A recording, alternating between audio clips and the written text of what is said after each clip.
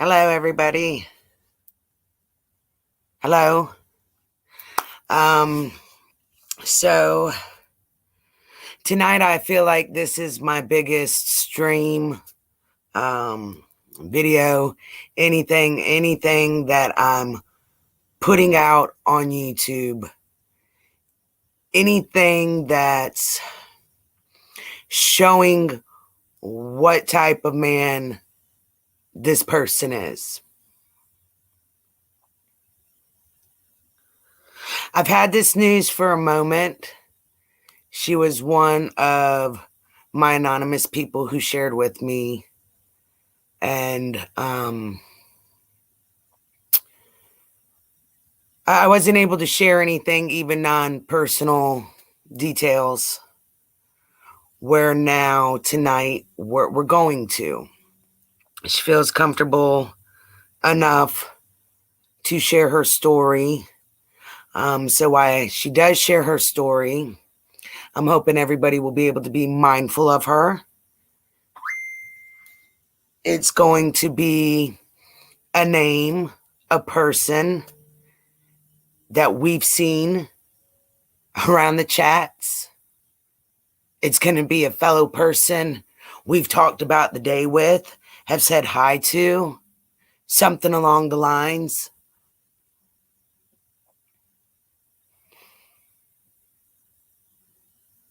This is a real life story that's going to be aired tonight, that's going to be shared tonight, that she's being graceful enough for the cause to come and tell her story with everybody.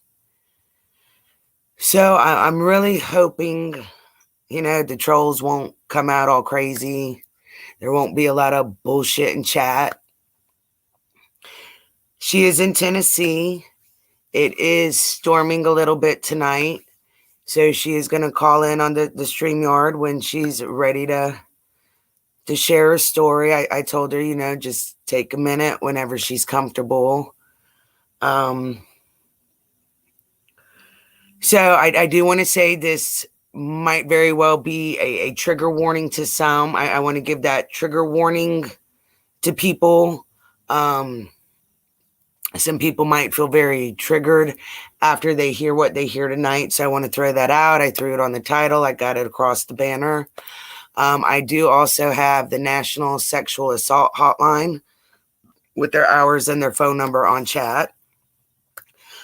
Just to bring awareness to that also. If there's anyone who's been abused, you don't feel you have anywhere to turn to talk to.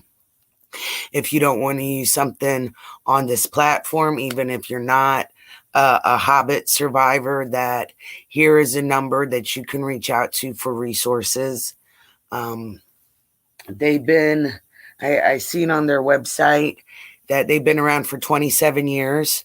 I remember when Tori Amos shared back in the 90s about her encounter. And I forget which song it was that she donated all the proceeds to the organization.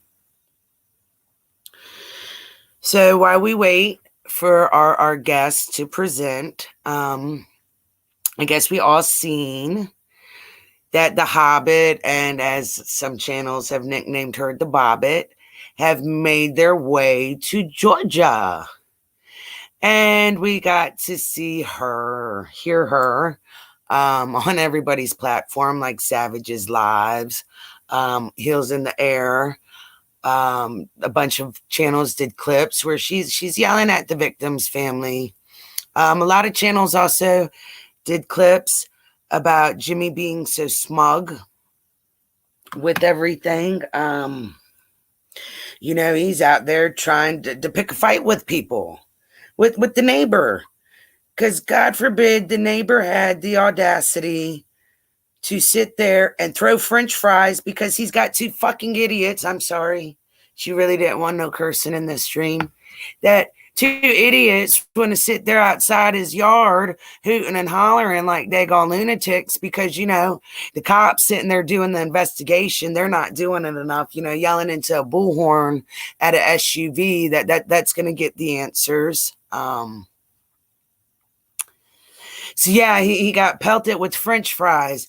And anybody who was privy to his Facebook post, thankfully some ladies have shared them with me, oh, he's so proud he's going to be on the news for threatening to kick this guy's ass. You're down there under the guise of helping find a missing child to bring awareness to coverage with it. But your proudest moment right now is threatening to fight the neighbor who, oh my God, the audacity of this man. He threw French fries. That's something, someone who's supposed to be bringing awareness to this situation and everything, sitting here talking proud about on the news. He's posting on Facebook about it. Like this guy was going to get his ass kicked. This guy knew better and went back inside the house. No, what probably happened was, knowing how Dolly likes to tell his stories, cops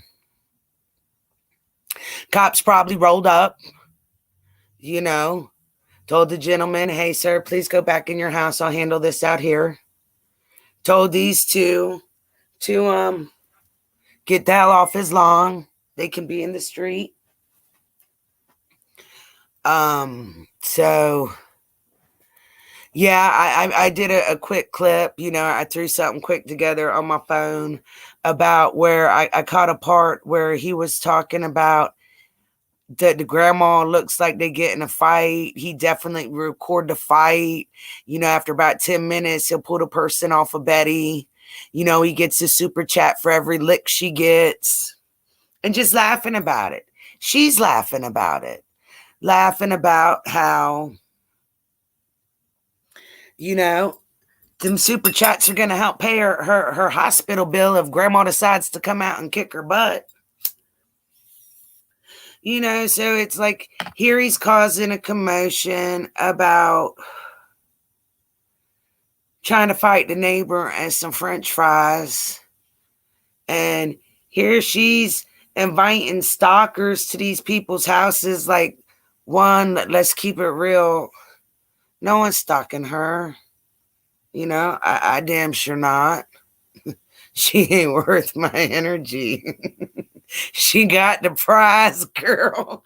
I'm running the opposite way. I damn sure ain't trying to find her, him, or nobody. So, and then she's out there, they're yelling at these people.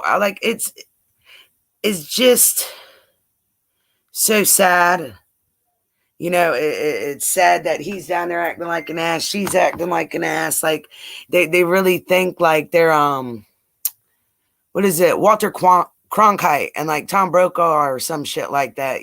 Like she's Barbara Walters or something. Like she's being took that serious. I don't know. Hey, MK, country girl, heels in the air. Everybody who's decided to chat in or drop in the chat. I'm sorry, I'm kind of on my phone too. I'm not the most tech savvy person. I was just checking on her to see if she was still okay. We talked a little bit ago and she was a little nervous. I told her, I said, oh, I totally get it. I understand. I told her I'm going to do my best to make sure like this is a respectful stream, that we keep the chat respectful for her. I want this to, it's going to be hard for her to like relive a story, tell us the story, share her story with us. So I told her I would do my best to make sure we make this as friendly and as a hospitable environment as we can. This has nothing to do, her coming out has nothing to do with her Bobbit and Hobbit down in Georgia, or any of their antics or anything like this. This isn't no jealousy. This isn't any revenge stuff. This was really like when I heard it, it was very traumatic for me, to hear, because, it almost feels like he's never gonna learn, like, how far do his antics go. um I don't know. I'm just kind of nervous. Maybe they go a little bit further than we think.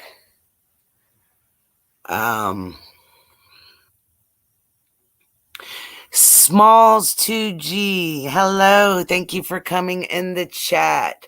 I talked to a friend today. Try to keep all my sources anonymous. I talked to a friend today that told me about you. And I said, why don't you invite them into the stream tonight and see what he hears, So thank you for coming. Thank everybody for coming. I'm reaching out. I told her it wouldn't be straight at 9. And again, like, she had RAINN issues because I sent her the StreamYard link earlier in the day just to make sure she had it. Yes, I'm really right here. I'm really hoping that more come forward after hearing her story, especially after who it is. I think, there's been maybe some people who've come forward before. Maybe the way they did it, people didn't like. Maybe just people didn't like those people, period. I know people have commented on how I've told my story, but it was my story to tell. It's nobody else's to tell. Like, you want to critique me on how I've handled with all this craziness and how I'm choosing to deal with it? Please, just go shut up and sit down somewhere. It's crazy, especially with the majority of YouTuber or people on YouTube up here, when women have spoke out, that the majority of people are women that are victim shaming people as they've come out, people as they come forward. They try their best to it's because your actions and words don't allow you cry victim but act like a bully. How am I acting like a bully? I'm sorry you feel that I'm acting like a bully by just bringing awareness with my story of what happened to me. And I'm sharing stories of other victims that have allowed me to speak on them and talk to them. So am I crying victim? Yeah, he did some grimy damn shit to me. Am I like boo-hooing about it? Kind of more sharing it. Like, am I kind of scared that he's going to nut up and do something crazy? Oh, yeah. Yeah. But, that's, to me, that's more all the drive and the reason to keep talking and to keep sharing. Because the more that I'm finding out, this goes so much crazy. So I'm going to sit here and bring up our guest tonight. I don't know why she's not coming up. I'm trying to. I'm here. Sorry. I don't know why.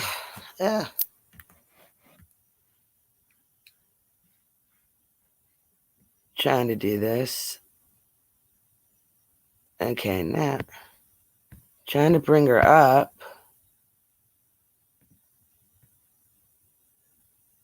I'm sorry. It's like she keeps adding. Hello? Are you up here? I'm here. But wait a minute. Can you hear me? It keeps muting me. Hello? You're muting me. Let's Hello. see.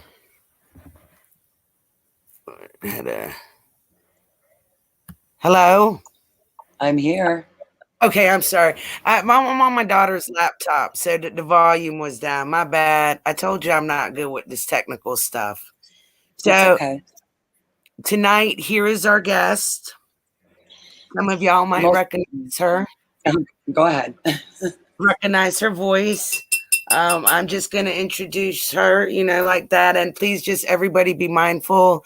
Moderators in the chat, if there's anything crazy, please, if we can try to just nip it before anything comes in. And she has the floor. Well, first of all, I'm here because I'm really sick of people coming at you the way they're coming at you when there's a lot of us out here that know the truth. And only few are coming forward. And the others hide in the shadows or lurking. And some of them say they've got 56 pages of documents, but never bring none of it forward. And we know that's Lindsay, AKA Rock This Girl. Well, I'm not going to be a coward like her. And I will explain why I have resentment for her. Because victims don't re-victimize other people the way she has.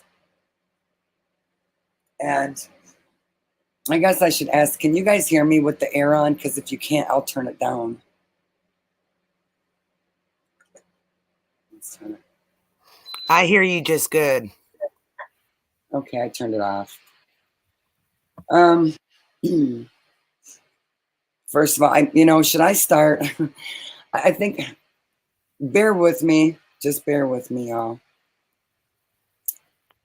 This is difficult because I have been a mod for Jimmy for 4 or 5 years.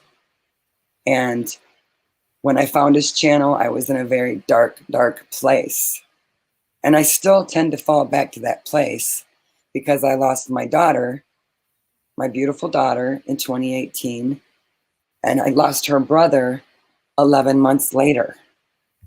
So to find the channel occupied my mind and brought me more into the light so that I didn't do things that were going to really tear my family apart worse.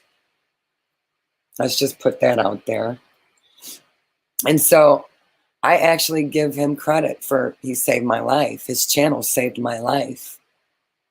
And I had his back. I'm loyal like that.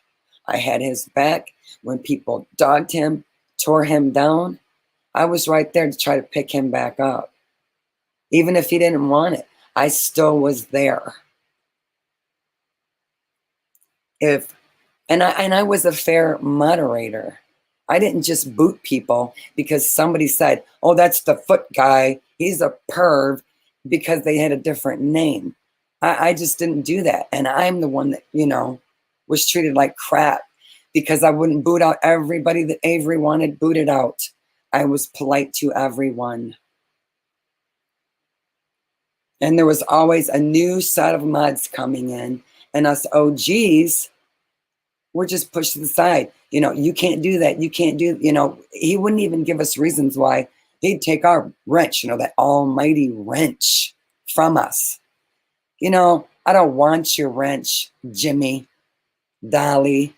I don't want your wrench, where you can stick it. Anyway, came a point in time, I thought he was my friend. Never did I ever see him in a sexual way, or I was never attracted to him. Not to mention that when I met him, he's like 5'5". I like tall men, dark hair. That's what I'm attracted to. I'm not attracted to 5'5" dudes. I'm just not. I never was. He was my friend. And even when he came down to go to RAINN Up Church, I was so excited because I had never seen him. Jimmy had never seen him. And supposedly, that was supposed to be Ryan's last show, live show. His whole family was on stage. It was amazing. You know, and Ryan gave us those tickets. Thank you, Ryan. You're a wonderful guy. I wish when I was younger, I would have had a man like you, respectful, or my son. I mean, to have a son like you, I'd be proud because you put out the right message. So, you know, he gets down here. I got $500 worth of weed. He smoked every damn bit of it. I think I had maybe an eighth left. You know, I didn't smoke any of it, maybe a hit. You know, picked him up at the airport, took him to his hotel, partied our asses off downtown. And when you go to Nashville, you're wore out. You're walking and walking and walking and going from bars up and down stairs all over the place. It wears you out, you know. Then on top of that, to go to a concert, you know, and wait in that long line, you're wore out. But anyway, I'm just going to try to get to this so that I can get it out of the way. I told him I wasn't attracted to him. And I said, I didn't think that he felt that way either. And he was like, why? I said, I'm just not. We didn't have much time before he was leaving, you know, to get on his plane or whatever. But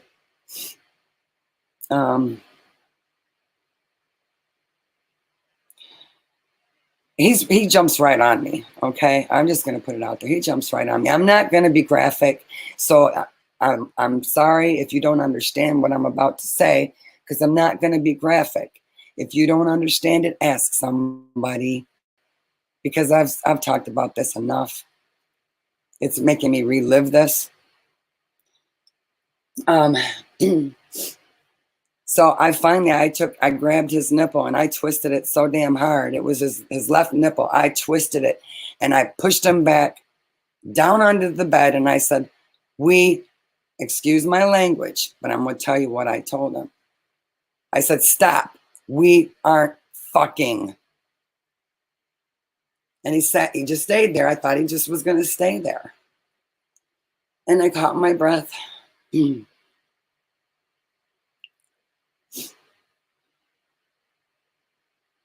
this little dude took his elbows, went right under my fucking arms as quick as he could, as he pulled up my shirt and my bra and put it over my face. So my arms are up in the air and to the side, and I can't move my arms. He's got his elbows under my arms, and his forearms are up against my chin. And all I'm going to say from here is this. He was able to knock at the door, but he didn't get inside the house because he puked outside. And if you don't understand that, I'm not going to go any further, because this is very difficult for me. I don't have any reason to make it up. I don't have no animosity about women, jealousy, none of that. I never felt that way for him. So if any of you think that's the case, you couldn't be more wrong. And that's where I'm going to leave that there. But I want people to know that if you want them coming and knocking at your door, you already know what you're doing it for. I didn't have those clues. I didn't have those warnings. All I knew is that some girl was on there named Lindsay Rock, this girl, who was telling everybody that he had pictures of women, or hang on, you know, she never said that he had pictures of her. She never said that they were sexting, that he was, you know, he was just blackmailing her with things that she had said to him in conversations. You know, I think that's a coward right there, because when all that was going on, she will go to his Facebook. She will look up all of his friends. She will find you, and she will dog you, and she won't let up. She will dig and dig and dig for any information that you have on Jimmy, because she's obsessed. Now, I didn't know what type of person he really is. I didn't know any of that. And I kept telling her, I don't know what you're talking about. I never sexted him. I never sent him pictures. I'm not worried about any of that. And I felt for her. I tried to be her friend. And then her head would spin around like Linda Blair, and she'd message me, "You're a piece of shit. You're a backstabber. F you, kiss my," you know, and then she'd block me. And I would be like, what in the hell's wrong with this person? I told her about my kids. I told her how the channel saved my life. It was the holidays, Christmas, New Year's. I was back in a little darker place. And this woman was going to all of the mods, the OGs, and just dogging us. I was talking with other mods. They were going through the same thing. But she has never came up with all these other women that she went to Missa with and said, what she did was she embellished and exaggerated all of this when she went to Missa, so that Missa would be gone from the picture. She didn't care how she hurt her. But I'm watching this happening, and I'm seeing a woman that's hurting. And I care about the fellow women. You know, it's just wrong. And then she turns around and hides in the shadows and goes over to other channels and still never brings up anything. No proof. She just got Missa to do what she wanted her to do. But after I saw how Jimmy's treated Missa, and after I saw the crap that Bullhorn Betty has done to Missa, that's trash right there. That's loudmouth trash. You don't know him, and you don't know Missa. So why are you going to go to his woman who he's been with for 2 years, stood by his side, worked with him, and treat her like that and on the internet? You should be ashamed. It's disgusting. And anybody that supports his channels to take these trips, to go on these little trysts and do whatever it is they do on the blood of these missing and dead children, what in the hell? It's disgusting. It is, you know, you're going to have to answer to God someday for this. Look at these babies' faces. Look at Quentin. He's a beautiful little boy, and he's missing. You guys are down there laughing and screwing around and joking around and talking about French fries getting thrown at you. There's a baby that's probably dead. You make me sick. What is wrong with you people? I'll stand up with these channels that will sit there and bring light to the situation for these babies, and not sit there and say, hit my Cash App, or, free Lolo, send me money. Send me money so I can go, to where this child's missing, so you can stand outside and holler for a while with a camera, and then, run back to your hotel room. It's shameful. Shameful.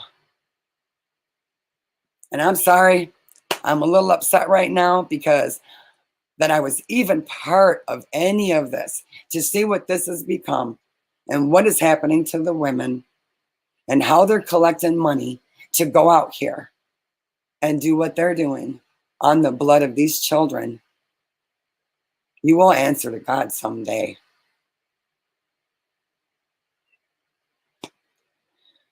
Oh, okay. I feel better.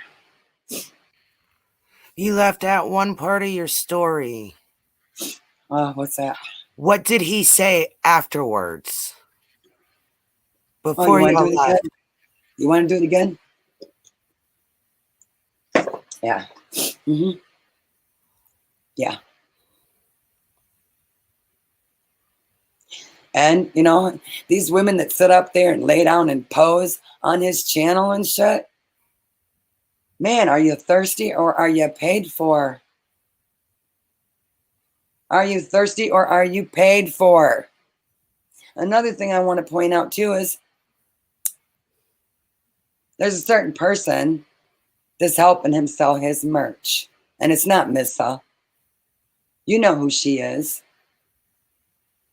And when I went up there and said, these people, because I've had people come to me and ask me, who's getting our address and our information? They wanted to know. So I went on the live and I asked Jimmy. And he told me to tell them to kiss his ass. Well, you know what, Jimmy? You can kiss my ass. And I'd like you to hear this little clip because people don't realize, how you can change your voice and stuff. And you can do it very easily. I was an engineer here in Nashville, an audio engineer at Dog Ear Recording Studio. And I know about manipulating vocals. I know about melodyning. I know about auto-tune. I know about these things. But there's a lot of apps out here. You don't need to be in a professional studio to use them. And I'm gonna find it here real quick. Let's see.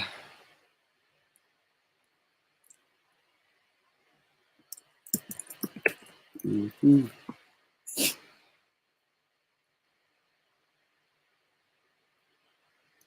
And you know, all I'm gonna say when you hear this is ask yourself who this sounds like to you.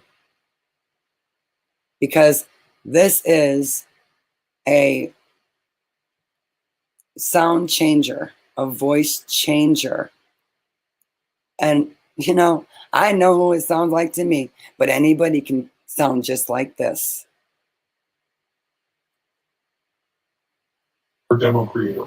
Hold on. Okay, there you have it in just a few easy steps. You can change your voice sounds like others. Is that easy for you? If you found the tutorial helpful, don't forget to like the video and subscribe to our channel. See you. Oops, sorry. I'm gonna start that over. I think it's the storms here. Change your voice sound. If I lose you, it's storming. There you have it in just a few easy steps. You can change your voice sounds like others. Is that easy for you? If you found the tutorial helpful, don't forget to like the video and subscribe to our channel. See you next time. Okay, so if anybody has talked to a certain crazy, obsessed person, there you go. Did you hear it? Hello? Hello? Sorry, I muted my mic. Yeah, we could hear it. Okay. Yeah, I mean, Mo asked if you could play it again. So did MK Ultra. Okay, hold on. I'll start. You guys want me to play the whole thing so you can hear the voice? It's a voice changer. And the girl that is narrating this is using a voice changer. Hold on. See me. Here is Wondershare Demo Creator. Hey guys, here is Wondershare Demo Creator. Hey guys, here is Wondershare Demo Creator. Okay, there you have it in just a few easy steps. You can change your voice sounds like others. Is that easy for you? If you found the tutorial helpful, don't forget to like the video and subscribe to our channel. See you next time. Okay, how's that? Hey guys, here is Wondershare Demo Creator. Okay. That's about it, because the rest just is, you know, other sounds, not in like a real natural voice. That's as natural as you can get right there. But that's a, you know, that's a created vocal right there. It's created.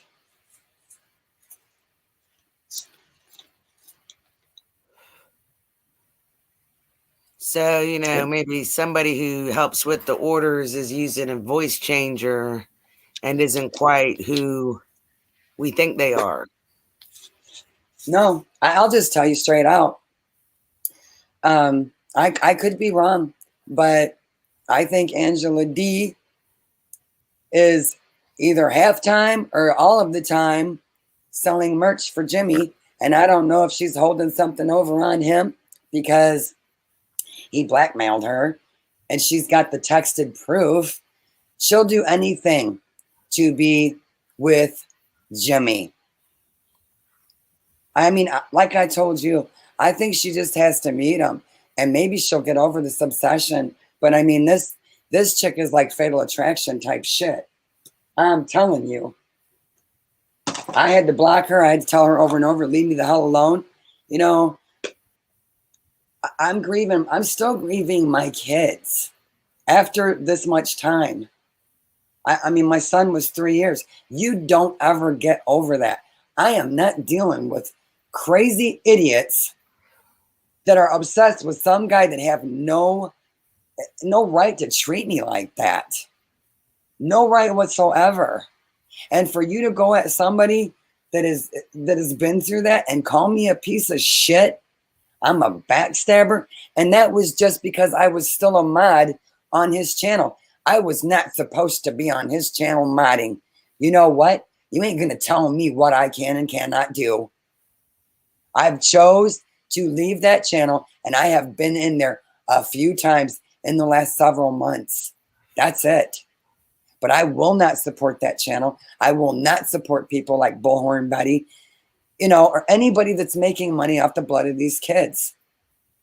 You know, and I actually wish Lindsay would just get the fuck over him. She's just nuts.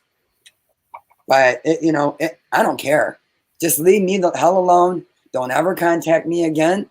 And you know what? Leave these other people alone too. I know she don't give a shit that people might have mental health issues. She's got one or 10, first of all. But she don't care about anybody else but herself.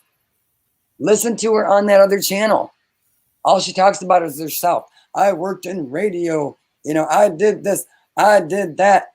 Oh my God. And if you listen to her voice on that, it's the same one that I just showed you in the voice creator,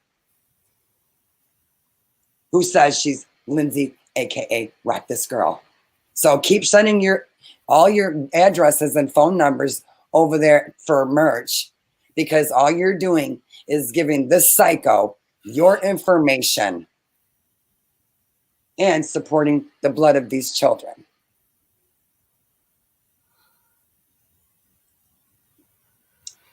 There you go.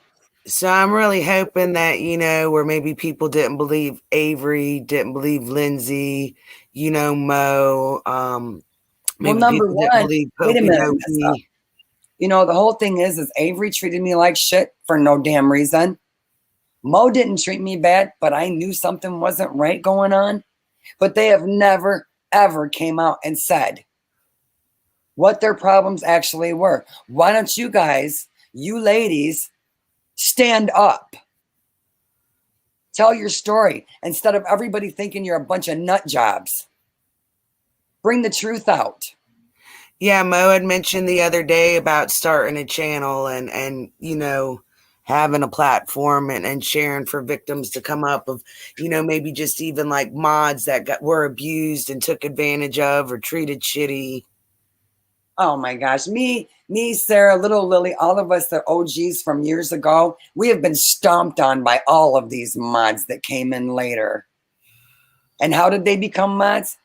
I don't know. It all changed because back in the day, I never paid $1 for my wrench.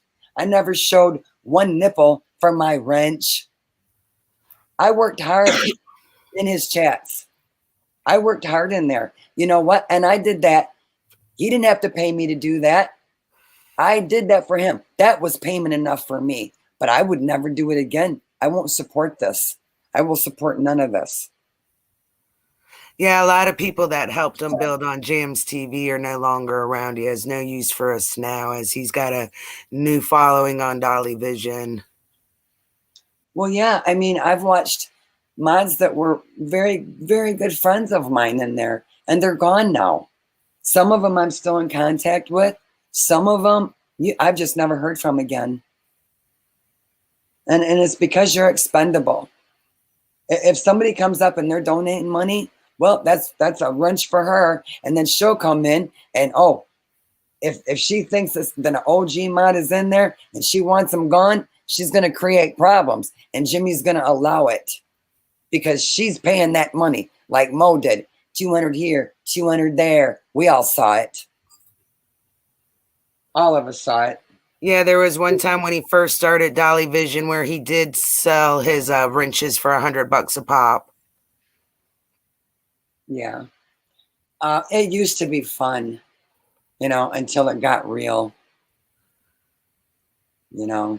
The larger his channel grew, the more that he did. Well, nobody's saying you paid for your wrench, Mo. Just some people have. We're just putting out, the general information. Even Sarah paid for a wrench. There's a lot of people who paid for a wrench here when this was DoctorCULTivator. He was selling them for $40 a pop. Then on Dolly Vision, he started selling them. He had a thing one night where he was selling them for $100 a pop. And if you want to boot somebody out of chat, or $30 on DoctorCULTivator, sorry, Sarah. If you wanted to boot somebody out of chat, you could pay $100 and kick them out of chat. We all seen that with Rapper Jay. Well, I'd like to ask Mo. Mo, did you not hand over to him right on the streams when he was live streaming? 100 here, 200 there. Yes, you did. You can't deny that. And that's why you had that wrench. That's why he let you be rude to people as well. Yes, friend, he is. He is. Hey, Robbie. And I'm sorry if this hurts you, all of you guys, but it's the truth. This is the truth. And you need to realize it. I'm sorry. It saddened me. I wish I would have never met him. I mean, I guess I could have lived in La La Land and been delusional, and I wouldn't have believed none of this stuff now. But unfortunately, I know for real. And any of you in here that know me from 4 or 5 years ago, you know damn well we were friends. And I was good to everybody in there. I didn't go in there posing and showing my cleavage and pulling my tits up. And I didn't do none of that. I never acted like I was in love with Jimmy because I wasn't. I never acted jealous with any of the other mods, but boy, that stuff sure came out loud and they know who they are. They know who they are. Just like the ones who treated us badly, they know who they are. But at the same time, everybody kind of gets in his spell some. And they think they're helping the better good. People don't even know what's going on. He spins these stories. We see how he spins these stories. Like Savage just came out the blue and attacked him and just came after him for no reason. And this crazy lady's got her husband ready to beat his ass. Like, I didn't know at the time. I didn't know the whole story. I'm just trying to support him. And a lot of people were caught supporting him and doing what they thought that was right to help them. But in the long run, it just kind of burned them all. He burned all of us. Well, I don't know what happened with the whole Savage thing. I don't. I have no clue. I mean, a lot of times, I don't know, maybe the other mods were aware of things, but I must have been blind or stupid or, just I was not in the know of what was really taking place. All I know is 1 minute I'm in the chat, next minute I'm getting ganged up on by all these new mods. And they all happen to be female. So what does that tell you?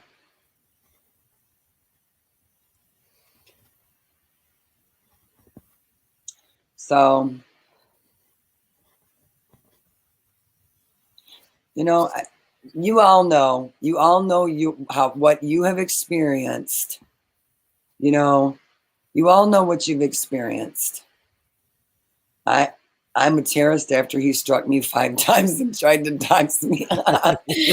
You'd be your terrorist self. And that's another thing. You know, if he's running all over because people are supporting his little tryst to go here and there, I mean, didn't you guys say he went to Atlanta? Well, Atlanta's 4 hours away from the coastline of Savannah, Georgia. Why would he drive all the way to Atlanta and then all the way to... I mean, it don't take a rocket scientist. You know, it just don't. This story goes back to the end of April, Adria. So if she wanted to press charges, she could still be, you know, within her statute of limitations. I don't know if it would go that far, you know. I don't know if maybe something that she's thought of.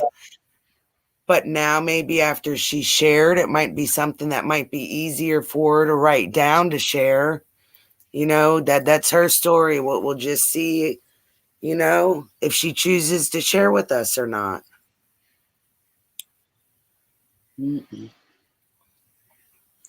What I was going to say, though, is when somebody brought up Lolo, and then I got off on, you know, him going to Atlanta. With him running around like that, little Lolo is loved where she's at, and she's been with Missa for the last year and a half. That's why you don't see her on the channel, because Lolo's with Missa. That's obvious. Once in a while, you might see, you know, he'll pick up, you know, the puppy when somebody asks. But if the dog's not there and he sees somebody say, we want to see Lolo, he just won't see your message. Or he'll say she's sleeping or whatever. You know, Lolo is another money grab, in my opinion. But, you know, he's already been talking about buying a new dog. So, you know, does he really want Lolo because he loves Lolo and truly misses her? Or does, you know, is it just a pissing contest? I can't beat him. Well, who's going to babysit poor little Lolo if he does get her back and he's running all over? You know, I'm a fur baby lover. I love my baby. I mean, my baby has seizures, so I pay every month, you know, for her medicine, for her seizures. You know, that's how much I care about mine. So, but I'm an animal lover. And if he's thinking about getting another little dog, you know, why don't he just let Lolo stay where she's happy? But we all know that reason. And I read where somebody said this is a more serious allegation than really that should have come to YouTube. But at the time, it's just all these allegations from women that are telling their stories are just, a lot of people are brushing it under the rug. Yeah, there's a lot of great creators. Heels in the Air, White Rabbit, Savage, you know, The Real Rant Room, Jenny Jen, who are all given their platforms for the victims, and they are taking this serious. But there's so many who are not taking this man serious. You know, I've showed a video from a friend in the area. You know, maybe he didn't tell that much, but, you know, he felt what he was comfortable with. You know, so here's a real life person confirming even back in the day, this man was kind of like a scoundrel. So, you know, my concern is just that his behavior is growing and escalating, and that I was so glad when she actually let me share her story. You've known it for a while. It just got to, you know, it got to be too much. It was like a weight on me, and people need to be aware. And if you decide, make whatever decisions you make, at least I'm letting them know. I would be remiss if I did not let people know. Nobody let me know that this was the type of behavior that was going to take place. Okay?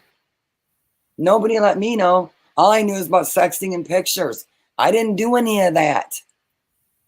There was no sexual connotation there between him and I, period.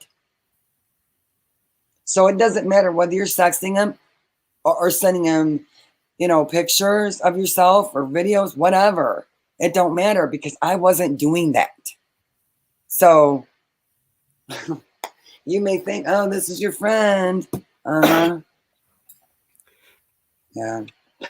I have a question for you. There is a Smalls that was from Jams TV, a Smalls 2G. I think I spoke about him a little bit to you earlier about how he was going to have a victim that will remain unnameless at this time on his panel some odd years ago, that he is asking if he could come up on, he can't come up on the stream. There's only 2 people can be up here. I'll go down. I'll let Smalls come on.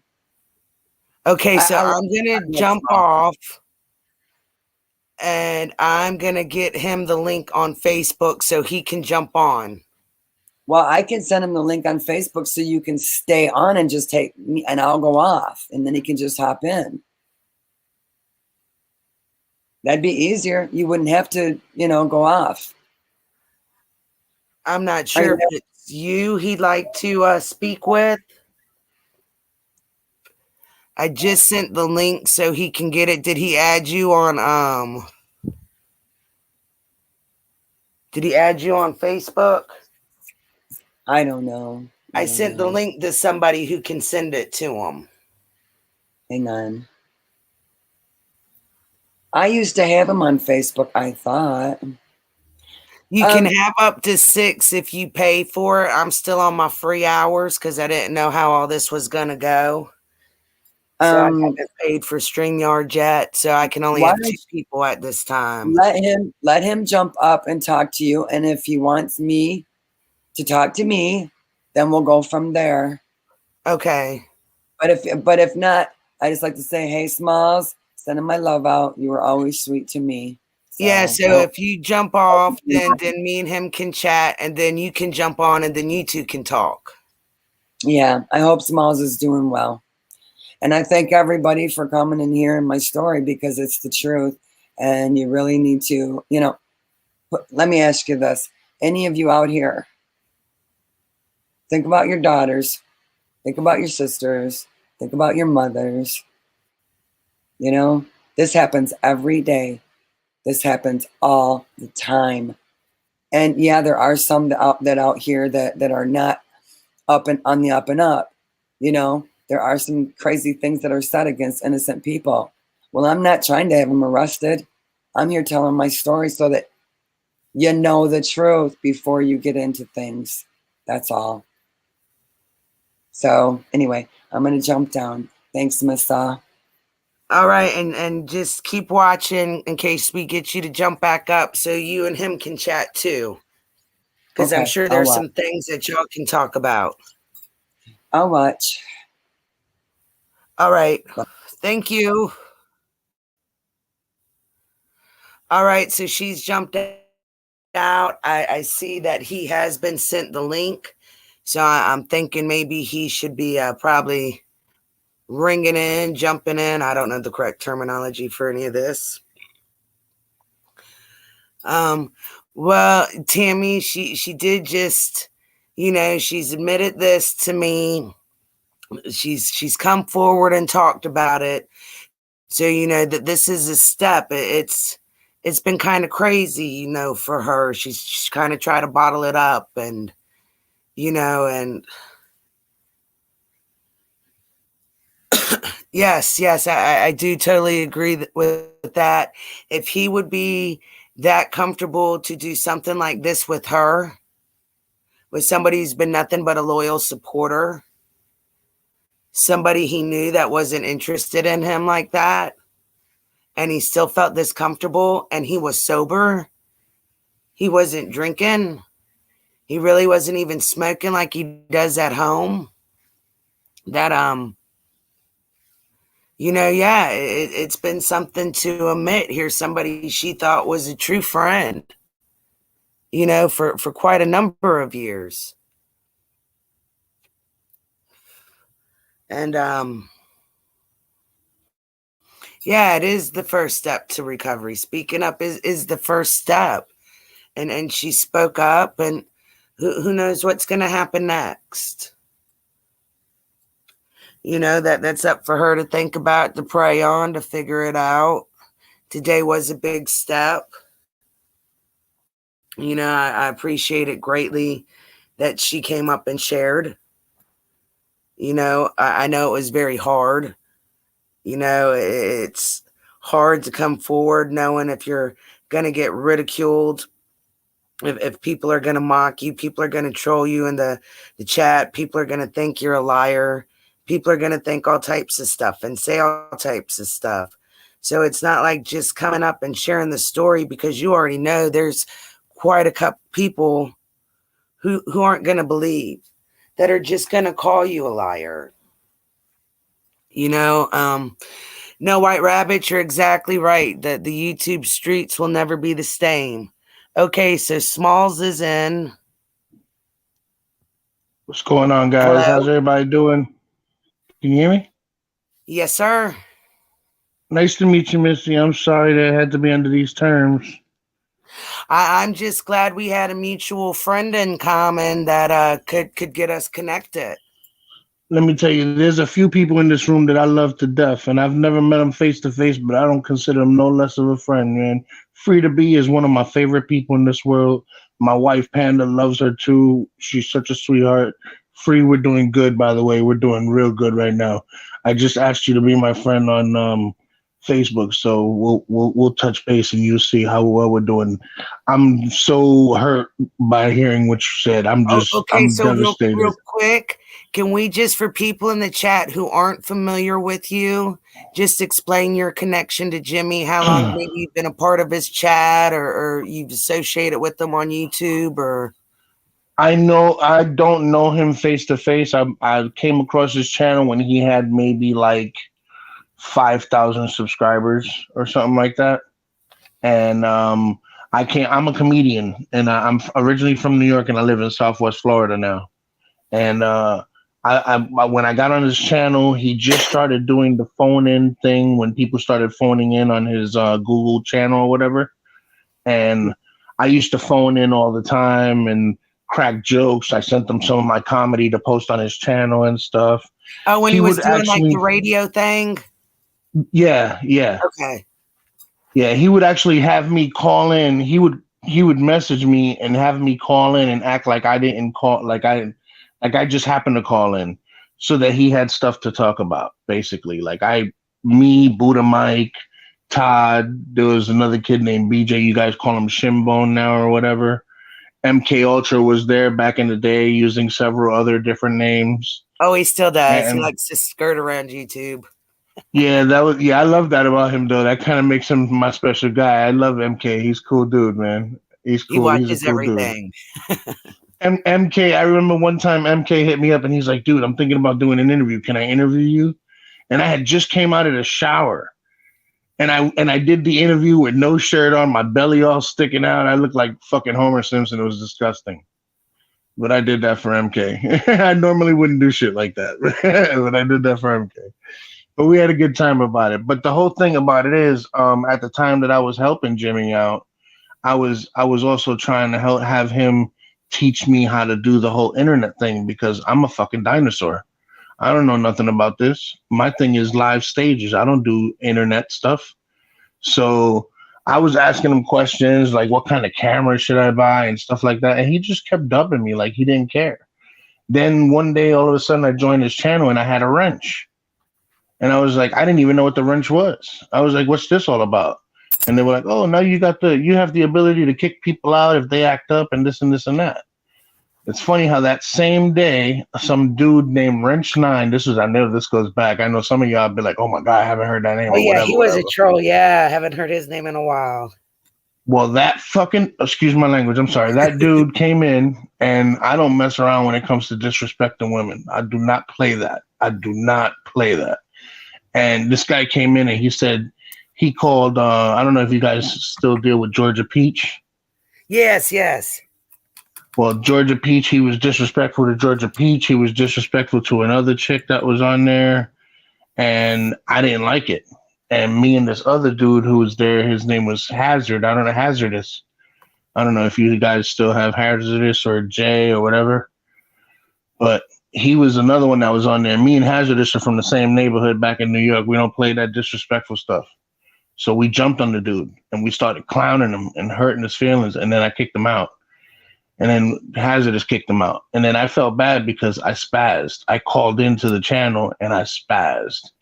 And I just felt like not everybody should have heard that. That was something that should have been for the person who deserved it. You know what I'm saying? Yeah. So I actually called into the channel to apologize to the females on the channel because I said a lot of words I shouldn't have said, and it was really bad. And I guess I earned a lot of respect, and I ended up starting my own channel because Jimmy wouldn't give me, we had a deal that he would go on live and then I'd go on after his channel. Of course, all of this is behind the scenes. Nobody knows this but me and him. But at this time, I'm thinking he's a stand-up guy because he's helping me build my channel. Then all of a sudden, I went in on one of his. I went live. It's like it started out with I would go live, and he would go live, and then he would tell me, "All right, man, I'm gonna sign off at about 11 o'clock, and then you can take over and you go live." And then everybody from my channel will go over to your channel. We used to call it the after party. Frida B was there. Georgia Peach was there. I had some of my family that were moderators. Everybody who came from Jimmy's channel onto my channel. Cece was probably there. Oh yeah, Sarah. Cece was one of my homegirls. Are you kidding me? Cece's the shit. Sarah, yeah, all of it. We had a strong knit group. BJ was my first subscriber was BJ. So BJ was one of my first moderators. He was the first moderator. You know what I'm saying? Besides my wife, you know what I'm saying? Like it was like that. Like we had it pretty good, man. But then Jimmy wouldn't stick to the schedule. I was trying I was trying to keep my shit aligned. I'm very meticulous about things. You know what I'm saying? Like I want things to be the right way. And we had a deal, and then he reneged on the deal. And then one time he was like, I was driving up to New York, and I was like, "Hey man, I'm gonna be driving through Virginia. Want me to stop over to your crib?" He's like, "Yeah, bro, come over to my house. We'll smoke, blah, blah, blah, blah, blah."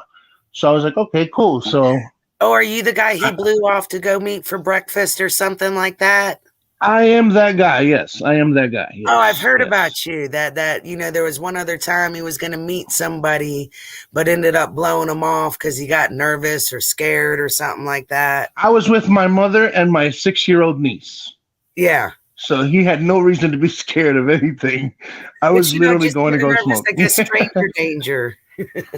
Yeah, whatever, man. That dude is something else, man. But then, as time went on, I started noticing things. Like I started noticing that he started selling wrenches, and he was first it started with stupid challenges. People had to do stupid challenges, hang from a pole for something. And one-handed arm pulls and all sorts of shit. And I was like, you guys are bugging out, man. This has gotten out of control. Is that power control? No, wait. And then he was constantly begging for money for a van, that he was going to build a van and go live from the van. And I'm thinking to myself, anybody who believes this shit has to be a complete fucking moron. Who's going to pay this guy to build a van? Again, to drive cross country, going live on YouTube. They did. They did pay for it. Well, that's just it. I didn't understand that people would actually do that. You know what I'm saying? And then he started showing the van project, like, "Oh, this is the van, and this is what it's going to look like, and I'm going to get this in here and that in here." And I was just tripping out on the whole thing. And then when I confronted him about that, like he had beef with a guy named Jack Frost. Yeah, yeah. And his thing is he was constantly talking about how Jack Frost was like, drop $1 for something or drop a this for that or whatever the hell. And then when I started asking him about why he was doing the same thing, no man be what ain't another man's pocket. That's some gay shit. And I'm like, but isn't that what you just did to Jack Frost?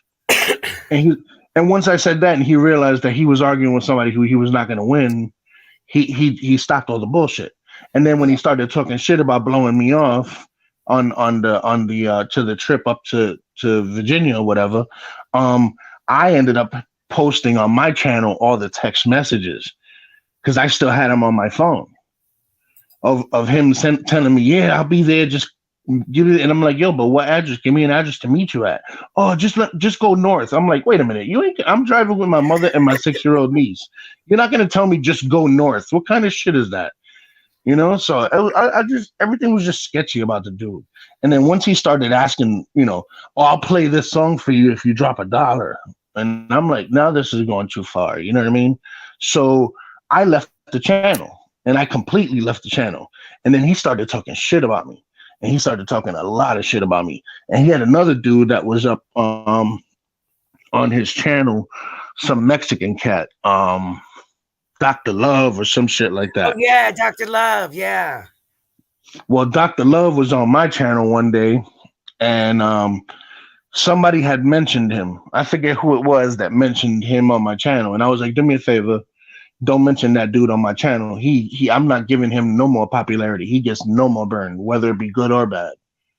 And that was the rule on my channel. Anybody who you have here that you know that's a moderator on your, like Todd, MK, Sarah, C, Free to Be, all of them knew that the rule on my channel was you don't bring that Jimmy shit to my channel. I don't want to hear his name. I don't want to hear what's going on and over there.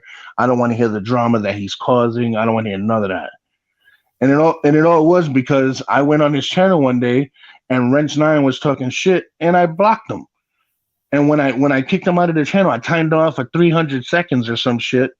And then who was the girl? I forget the girl's name. That was like his best friend and then all of a sudden disappeared. Oh, is that somebody that might go? I'm not sure. I've been hearing the name Casey being thrown around a lot. Casey is the one that told me about him. She's the one who opened my eyes to him.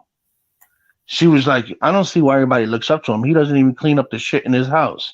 He's got dog shit that's turned white in his house because it's petrified because he's walked by it so long.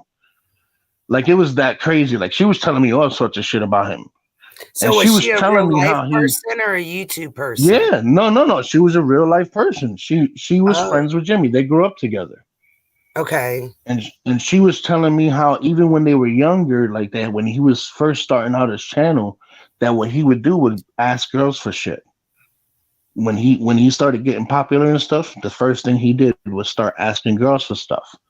And she was telling me how he was a pervert, that he was always talking some nasty shit and being disrespectful. And I was like, you know what? Then you should probably stay away from him. If you feel that way, you know what I'm saying? You're telling a complete stranger about who he is and what he's about, then that means there's a reason for that. So then if you feel that strongly about it, then you should probably stay away from him. Now, I will say somebody has dropped an old video from back in the day with him and Jessica, where he talks about he has porns, he'll sell porns, he'll sell photos for $5 and stuff like that I had watched the other day. Just now I'm going back, filling in blanks, trying to build a timeline about who this man is. So these were things he had openly admitted when he was kind of first starting his channel on. Now, sorry to cut you off. So now, like, did she ever go into maybe any specifics of things he did, or? Yeah, she said he had one female from his channel so hooked on the line that she sent him a gold chain, and that he would rock the gold chain on special occasions to let the girl know that he was thinking about her without mentioning it. And I said, okay, well, I took note to that. And then I started watching just to watch, like just not in the chat, not listening to the show, but just paying attention to his mannerisms and stuff. And everything that she was saying was coming to light. And then when I started telling people about it, because Free to Be, Sarah, all of the girls, I let them know, like, yo, you don't notice? You guys don't see what he's doing? Buddha Mike was my best, like one of the best. Like me, Todd, Buddha Mike, and BJ were very close. And I used to tell him, like, he's pimping you out, bro. He's putting you on his channel to get views. You're providing the content on his channel. He's literally pimping you out. He's putting you on the stroll right now. Nah, but he's going to help me build my channel. I'm like, listen, he told me the same thing, dog. You know what I'm saying? I had these conversations with all of them. BJ too. I was like, Now he BJ, you did go on give this Buddha channel a and channel. He did give Buddha a channel. absolutely. How long did it take for that? Oh, it took a minute. I think it was just Right. about a year That's or what I'm so saying. ago we gave it to Buddha. And that was 3 years ago. He offered it to him. And that was a year before that was when we first started giving him content. So we gave him content for 4 years. And after 4 years, Buddha Mike gets a channel with 1,000 subscribers. Now, had he done it by himself in 4 years, you don't think Buddha Mike, of all people, would have had a lot more than 1,000 subscribers? Buddha Mike is on TikTok right now, killing it. He's teaching me on TikTok how to kill it. So he doesn't need Jimmy's help. Jimmy was the one needing everybody else's help because he had one video talking about Tekashi 6ix9ine. That's the only reason he got big, because there was one video that went viral. And then what did he do? Just like every other leech, he sucked on that teat until it went dry. And when But it went dry, he had nothing else to do. He went big because of all of y'all too, though. All of That's y'all what I'm helped. saying. And that's what I'm trying to tell you. People over here talking about him selling wrenches and having to do stupid shit for wrenches, which is true. I remember that. But I didn't even ask for my wrench. I just had it one day when I got in there. You know what I mean? Like, it was just weird. I didn't even know what the wrench was. I had to have somebody explain to me what the wrench was. You know what I mean? And my girl's a witness. She was with me for the whole time. Me went to. I'm like, oh, is that blue thing they have? What the hell's that mean? I went through the same thing. I didn't know none of that stuff. And then when he finally got to that point where he can make his own emojis and shit, he made emojis of me. He made emojis of Buddha Mike. He made emojis of BJ. Yeah, he had emojis for all of us. Meanwhile, none of us got anything out of that. No, I mean, I didn't even get a thank you. You know what I'm saying? Like, there wasn't even a thank you involved. There was nothing. He treated me like shit. And then I realized he was doing it to everybody. So when I made my channel, I gave my channel like a safe space. It was like a safe space. Like, you want to get away from that shit? Right. It was. See, that's only going to work. That's only going to work if the people on your channel agree with you. Because mine worked real well until one person had a disagreement with something that happened on my channel. Now, just to say it, I'll say it like this: a female from Jimmy's channel who was playing both sides of the fence. I'm not going to say any names, but those of you who know. Okay, a female that was playing both sides of the fence came on my channel. We had a discussion. It was right around the time where the Bubba Wallace had the noose hanging in his garage. Somebody hung the noose in Bubba Wallace's garage. Do you remember that? The NASCAR driver? No. Free to Be just said in the chat, they're saying they found Quentin in a landfill. Oh shit. That's horrible. Oh man, that's not nice. That's not cool to hear, man. That's fucked up. Okay, now somebody else is saying that they checked and they don't see nothing either. A couple people have said it has not been confirmed. So right now, it's just kind of hearsay. So let's just keep the prayers up. It's not true. Just got to keep the prayers up until it's confirmed. It's not, you know what I mean? There's hope until it's confirmed. Yes. That's just horrible. But I'm sorry. What I was saying was somebody was playing both sides of the fence. Right. So this chick comes into my channel, and what we had on my channel was live discussion about local news, just everything, things that were going on. Now, because I'm a comedian, I try and put a spin on it to make it funny, and the show is called Smoking with Smalls. So there was a lot of smoking, and we would start out with one topic and end up with 15 others. But this day in particular, we were talking about the noose hanging in Bubba Wallace's garage. And the girl comes out and goes, it wasn't even a noose. And I had video, pictures of it. So I put up a picture of it, and it was most definitely a noose. And she's like, that's not a noose. A noose has 13 knots. And one of my moderators was live with me the way we are now. And he's like, and how do you know that a noose has 13 knots? And she's like, well, that's just general knowledge. And the person who she was speaking to was a black man. And she was very country redneckish. So it started a debate. You know what I mean? And needless to say, it got pretty heated. The girl got upset and called him stupid, which was really wrong because he's a engineer. He's a college graduate engineer, so stupid is what he's not. And he got defensive, and he said, "You're just an inbred country hick." And she left the channel and went back to Jimmy's channel and said that I had a racist channel. Now the funny thing about that is, anybody who is in this chat right now who knows who I am, please let this young lady know that my channel was far from racist. We've talked about everything. We talked about flat Earth. Everything. We that talked was about Buddha everything. Mike right there with that. Oh yeah, that's Buddha. Yeah, you ever notice when Buddha Mike talks about flat Earth, he wears those yellow glasses? Oh yeah, he does that because of me. He does that because of me. I told him those are his flat Earth glasses. When I see him doing that shit, I know he's getting ready to go hard. I was like, "That's your uniform, bro." Every time I see that, I know you're going hard.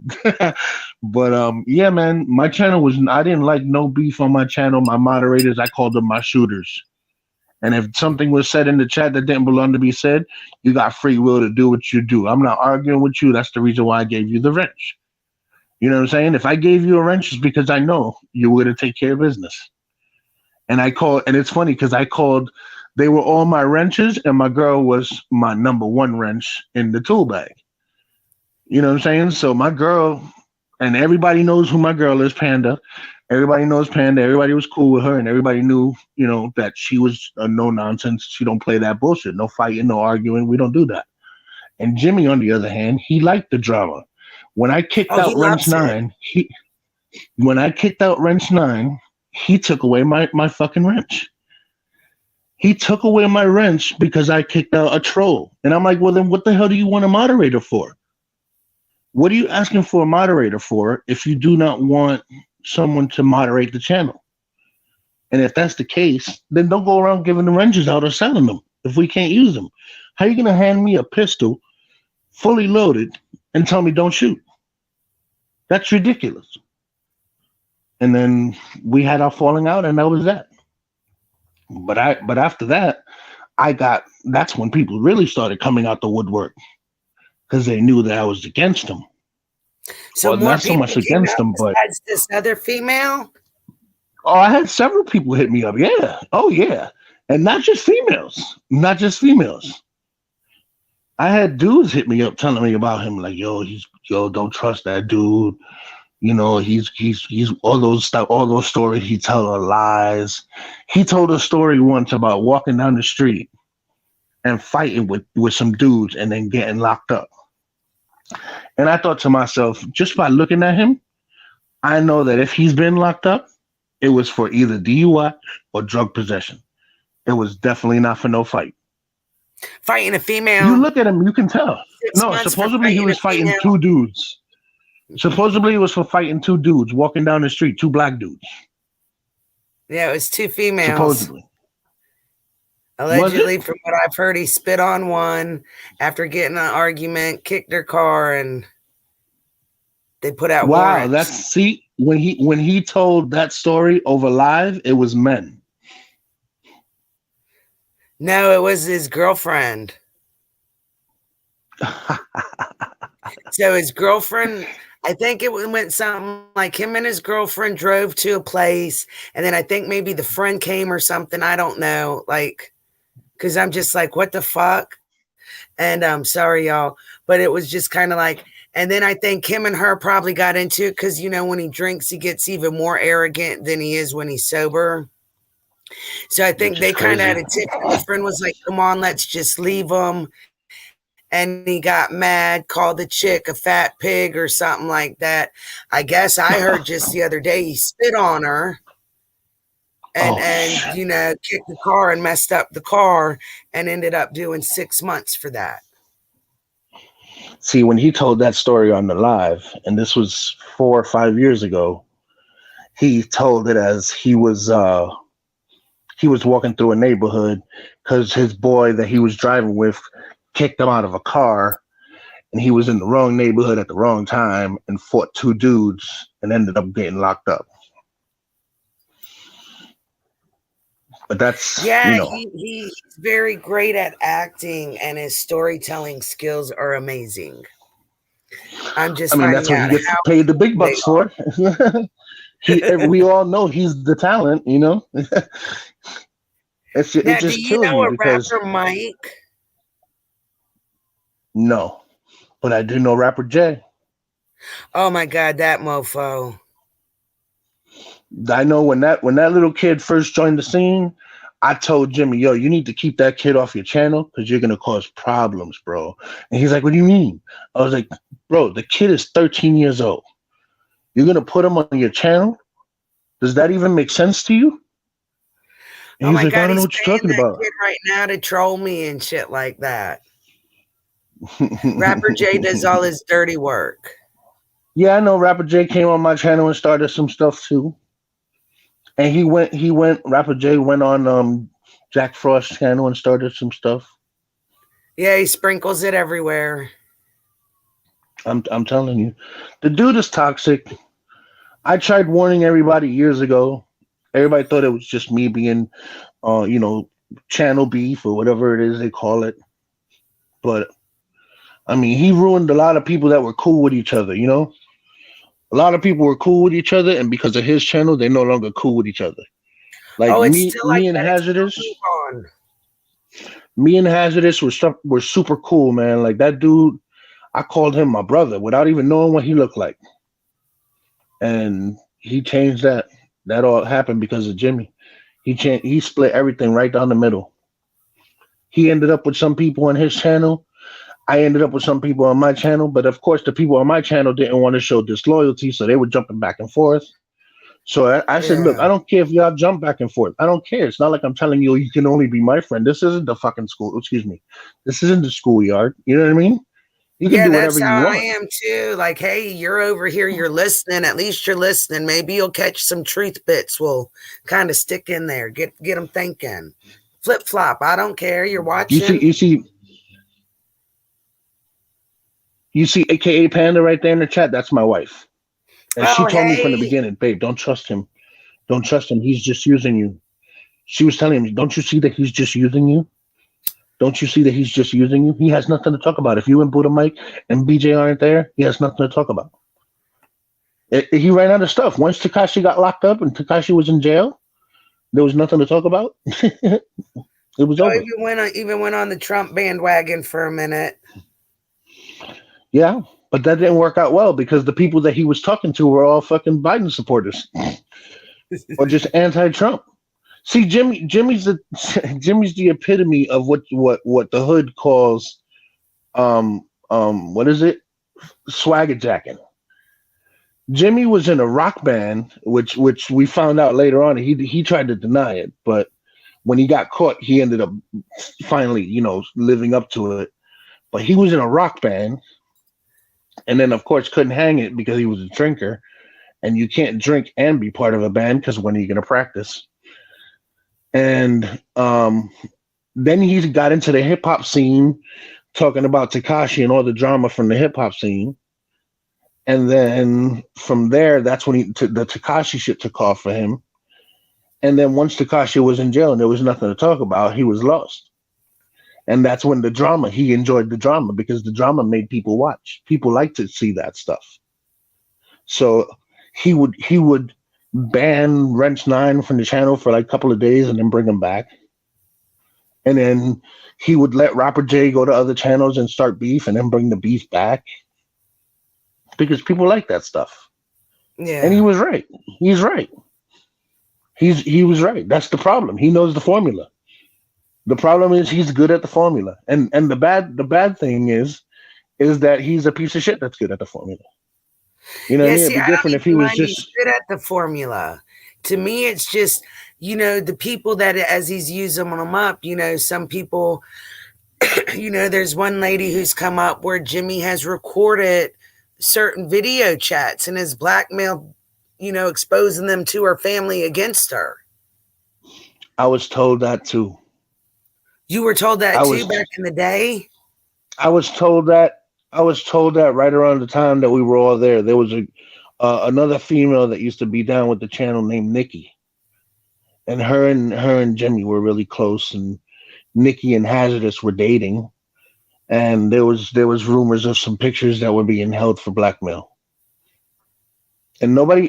It's like, but that's just it. If it doesn't happen to you, it doesn't happen. So it gets swept under the rug, and then no one knows nothing. Then it's all just a rumor.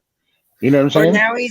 Now he's even good at starting internet drama. So like when people are about to come forward, like he'll pick on a YouTuber or something and attack them. So that way, if anybody's like saying they've got photos, they've got a story, oh, it's just somebody from that YouTube's camp who's trying to defame me because they're mad I attacked, whether it's Jack Frost, it's Savage, it's Benny Keys, whoever is just in his line of sight at the time. Well, I'm going to tell you this. He did that with Jack Frost, and he almost lost big time.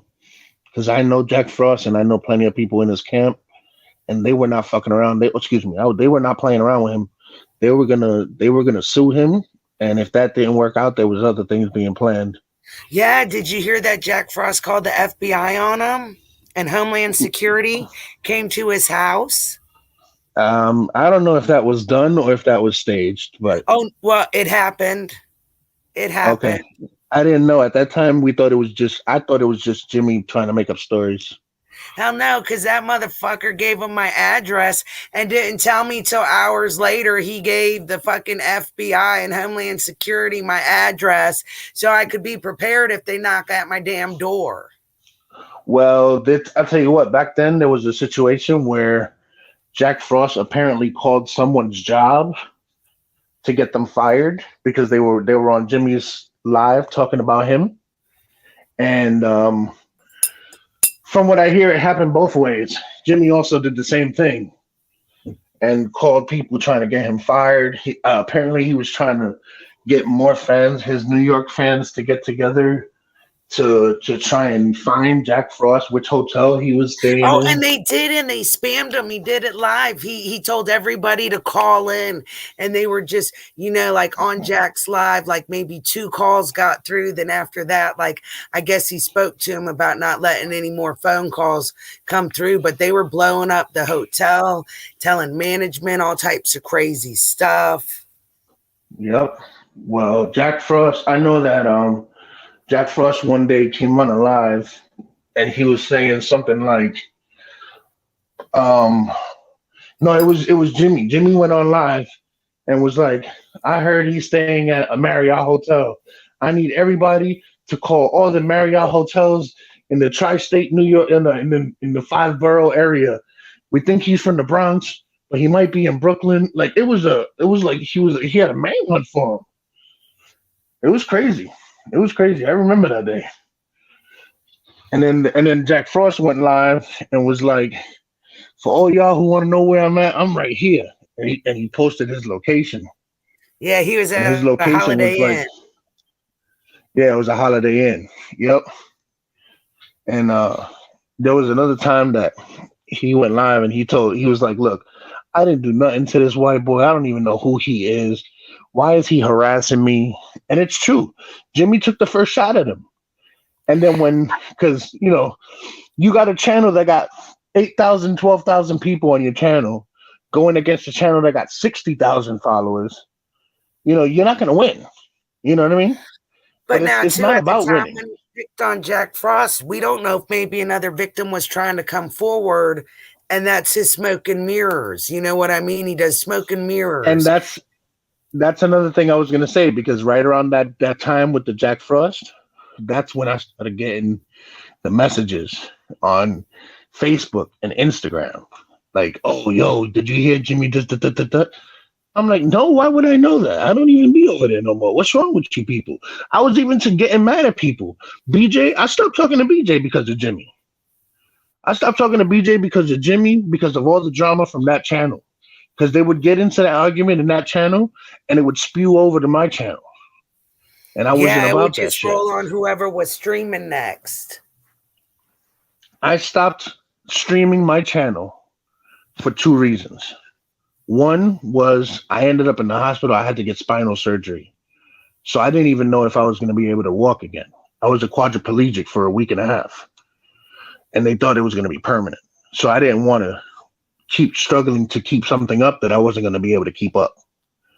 And then the second one was because I got really, really tired of all that back and forth. I was just done with it. My topics weren't even his topics. Like his topics were all about the rap world and entertainment and all that stuff. And I'd be talking about real shit, like the Donald Trump rallies and all that. Like I was talking about real news. And then when I wasn't talking about real news, we was just sitting there hanging out. My channel was more like a hangout. It was just a bunch of people sitting in a circle talking shit like that 70s show. That was the premise of my channel. When Cece had her channel, like everybody go from Jimmy's, and maybe after Jimmy's they might go to BJ's or something, other places. But then at the very end of the night, everybody would go to Cece's channel, and everybody would just be there from different platforms and shit, just hanging out, chilling. Everybody getting along. My lives, and believe it or not, I got witnesses in this room right now. My lives would last 3 or 4 hours, and there'd be people in there from the first hour to the last hour. BJ and Buddha Mike and Todd were usually on my panel because I had StreamYard too, but I had it paid for so I could have 6 people on. And I was BJ. It was me, BJ, Todd, Buddha Mike, my brother, and sometimes my stepfather Lance would come on. And Lance was the one that got into it with the female from Jimmy's channel, and Lance is a grown-ass 50-something-year-old man who's a college graduate, very educated man, and all he said was, "How do you know how many knots are in a noose?" And she spazzed.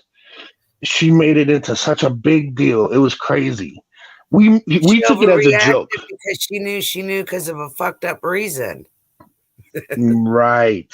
And then she had the nerve to say that it was common knowledge. And I said, around which circles? Crop circles? Because I lived all over the Northeast, the whole northern border from New York to Florida. And I have never heard that shit before in my life. How do you know that there are 13 knots? You know, that's ridiculous. It just kills me. It just killed me. I couldn't believe it. But I had to come up here because I'm listening to Free, and as she's telling the story, I just felt my fucking chest. Excuse my language. I'm so sorry. I get so upset. But I just felt like someone took my heart and squeezed it because Frida B is such a beautiful soul. You know what I'm saying? She's just a good person. When me and my wife, we had a fire in my house, and I ended up on the street. And only a handful of people kept in touch with us, and Frida B was one of them. Frida B was such a loyal, like just a friend, like a genuine, not an internet friend, not someone I met, not one of my wrenches. She was my friend that called, you know what I mean? When you're at your lowest in your life and you get a handful of people that call you, you don't forget that. You know what I mean? I was in the hospital, doped up on meds, just after my surgery, and Buddha Mike and Todd were the first 2 to hit me up. Not my family, not my mother, but people that I met on the internet. Yeah, you know there's what I mean? some good people. There was some good people on Jimmy's channel I met. And that's exactly what I'm talking about. He didn't know the diamonds he had. He was so concerned with being Scrooge McDuck, collecting all the coins, that he went right past the diamonds. You know what I'm saying? That's why I said I'm not about quantity. I'm about quality on my channel. Yeah, I only got 200 subscribers, but I know them and they're fucking cool. 200 subscribers, I probably have 150 wrenches because they're that cool. You know what I'm saying? It's very rare that we get someone that comes on, and I stopped streaming. I still have my channel, obviously. I still have my name, guys. I still have my name. I just stopped streaming because I got tired of competing with somebody that wasn't even worth competing with. Yeah. It's not worth it to me. It's not worth it to me. I'd rather you guys hit me up on Facebook and we say hi that way. There's no point to do it. Yo, do you know how much money I spent on equipment? Do you have any idea how much money I spent Oh, on I know how equipment? much Jimmy spent on of equipment, so I can only imagine. Yeah, but I didn't have people sending me hundreds of dollars at a time. I had my girl working at McDonald's buying me my shit. My girl got me an Alienware computer so I can do my lives, and then I stopped doing them.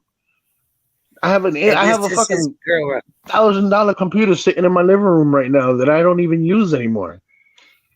This woman helped GoPros. this I have man's GoPros dream up. come true. Yeah, it's crazy. Mm-mm. I think it's crazy. I think it's crazy, and it just goes to show you how people look up to people that are just because you think they have a little popularity. And look at what Yes, the guy some turned of out these to be. ladies act like he's a superstar. He is not. He is not. Far from a superstar. That man is just another dude. He's another dude. And then the funny thing is he's got the nerve to sit there and talk about how Jack Frost is a crackhead. You know what? Even if he is a crackhead, that's his business. That's I his feel business. so Why are you trying bad. to take his money away? Jack Frost is the only person I helped Jimmy troll, and to like go on his channel and see what his numbers are now, to see how he looks now. It is so sad. I was part of what caused that. You know, I he was lost too. a lot of viewers fighting back and forth with Jimmy and stuff too. He did. He not only lost viewers, he lost his residence. He lost his place to live because of Jimmy. He lost everything and had to start over again. BBN Network was not starting trouble with Jimmy. Jimmy was starting trouble with them. He was sending people there to their channel to start trouble and then go back to Jimmy's and have them follow them back to Jimmy so he could steal his content. That's what he was doing. I'm sorry, go ahead. And they just trolled him so hard. Jimmy was so just ruthless and cutthroat, and you know, and then once there was a video out there where this man gets in a fight and it didn't fare too well. You know, we unfortunately, due to Jimmy's incessant trolling of this man, like we got to watch him on YouTube kind of just shatter and just be a shell of the man he once was, that boisterous, really happy go hearty, har har har. It's not him no more. Yeah. No, because he let that shit get to his head. You have to stay humble. You have to stay humble, man. You have to be the same person. You got to keep that energy from your first subscriber to your 100,000s. You have to keep that same energy. That's the problem. He let that shit get to him, that people were sending him money and doing all this. I'm sure that the money that he asked for to do certain things did not all go to the certain things he asked for. Now on my channel, if you donated such and such money, like people donated money on my channel to help me get the channel up. And I can tell you literally on one hand how many people that was. And I can tell you that I thanked each and every person for every penny and showed them exactly what I bought with everything that they sent. And I didn't get hundreds of dollars. I was lucky to get $5 or $6 here and there. StreamYard alone was costing me $25 a month. And I was paying that out of pocket. I wasn't working. I was disabled. I'm on disability. And I was just doing the channel just so we all had somewhere to chill with. You know, I wanted my people to chill with me. I can't leave my house because I'm all beat up, but I can turn on my computer and have my friends come to my house from all over. I had subscribers from the Philippines. I had Rachel. Rachel was one of my favorite people in the world. She's in Australia. You know, like when the pandemic started hitting, I was talking about the pandemic. Like what's going on everywhere where you're at. We had some kid that was calling from Scotland, and I had them call like on the live, like what's going on over there, guys. Like I was bringing real news out there, and just doing it like in a round table kind of way, you know, on some real lighthearted way. And I mean, I miss being on my channel, man. I miss being on my channel. Yes, Panda, I miss Rachel too. Rachel was the bomb. Rachel was the bomb. She was cool. She was another one that kept up with us when we hit the streets and stuff. She actually created a Facebook just to send me messages because she wasn't into all that Instagram and internet stuff. Just like MK Ultra. MK Ultra did the same thing. MK Ultra does not do social media, guys, but he knows how to get in touch with me. You know what I'm saying? I Oh my love that, God. man. I tried to find a link to him, to try to get an email to him, to like, maybe give him You heads can't up do on it. things That or stuff. man, No, that man is nope. off the grid. He is off the grid. I'm Yeah, no, like, I look, love it, man. I even miss if it. you talk to him, I said, if you talk to him, just relay a message. Hey, It listen, never Missy, I'm happened. not here to jump on your toes or anything, but I tell you what, if you don't keep this channel for going for a safe place, if you guys want me to bring my channel back, I'll do my best to bring my channel back, and I don't care what we talk about. Yes, I We think could more talk about people would whatever you like guys a want to talk safe about. place on the internet where they can just go and relax, and there's not no crazy bullshit. There's not people fighting in the chat, ganging up. I know some of the Oh females yeah, we don't play that on my channel. in the chat have had issues with each other before, maybe in the past, with Dolly manipulation as he goes by now. But, in the chat, they are very respectful of each other still, to try to help just, it's a wonderful lot of women that I've got to meet under unfortunate circumstances. Some I've known before from the chat before, on Jams Right. TV, but some have just come on board since then. And pretty much everybody in this chat has been affected in some way by Jimmy, almost. Negatively. Some are here that have just come on to support the cause, but most have been affected by him. Right. Absolutely. So, Well, you know what? I do thank him for one thing. If it wasn't for Jimmy, I would have never had the little strong followers that I got on my channel that I have still to this day. And I have not literally posted any content in like a year, and they're still there. And I thank you guys for that. I really do. I'm gonna bring the channel back, man. It's official. I'm gonna do it. I think I'm yes, gonna start because we doing it. need just more safe places, on the internet to Absolutely. just hang out and vibe. There's a couple of them out there, but, especially maybe later at night, there's just not much out there if you're not into the drama. And that's usually when I go. That's usually when I go. My lives used to start at 11 p.m. Eastern Standard Time. I was pretty religious with it, and I would do it every day. Every day I was going live, and then I started doing it once a week. Then it was like once every couple of weeks. Then after a while, I was like, what's the point of doing it? I'm just all they doing is arguing on my channel. I don't want nobody arguing. It was supposed to be a chill spot where we just sit down and burn some brain cells, man. I'm not about all that drama stuff. I definitely don't support no keyboard cowboys. That's for sure. It's been None of that brought telephone up tough guy bullshit.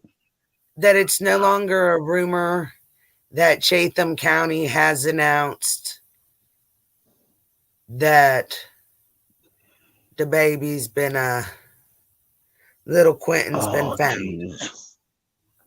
Oh man, another lost soul, man. See, this is what kills me. These are the things that's going on in this world right now. These are the things that are happening right now, and we are part of what's happening, guys.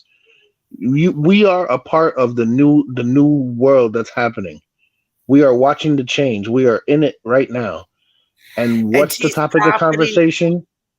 He's profiting from his channel to go on these trips to try to stream to help better the cause, but yeah, right. He's going out there looking for more women to assault. A leopard does not change his spots. The man is a dirty dog. I was told so many things about him that I haven't even said. I kept it to myself because it's all hearsay, and I can't. I'm a real dude, and I believe that everyone should be given the benefit of the doubt. But just like Michael Jackson, that many people don't say you smell like little boys' booty holes, and you don't smell like little boys' booty holes. You know what I'm saying? You cannot go around with so many people saying the same thing about you and keep denying it. And that's just what it is. It is what it is. And that's what I'm just trying to help give a voice to everybody. I do have somebody trying to reach out and find a previous victim to see if maybe she might be willing to chat or not. I don't know. I'm not going to push nothing.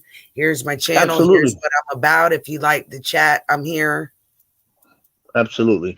And you guys, like I said, those of you who know who I am, you're more than welcome to come back. Set your notifications, yo. I'll start doing it again. I haven't done it because I just got tired of it. It's just not worth it for me. It's not. It was costing me money to provide a place for people to fight, and I just wasn't with that. I'm too zen for that. You know what I mean? There's too much real stuff going on in this world to be arguing over internet beef. It's just stupid. We're all grown ass adults. Well, most of us anyway. And at the end of the day, we're really coming on the internet to kind of escape from reality a little bit. Right. Absolutely. And just kind of lighten the mood a little bit before we go to bed. Right. And that's exactly what I was all about, man. But AKA Panda, will you drop the link to the channel so anybody in the chat can go ahead and sub up? Cool. Babe, do you want to do that? Drop the link to the Smoking with Smalls. I'm sure Sarah does it all the time. She used to do that.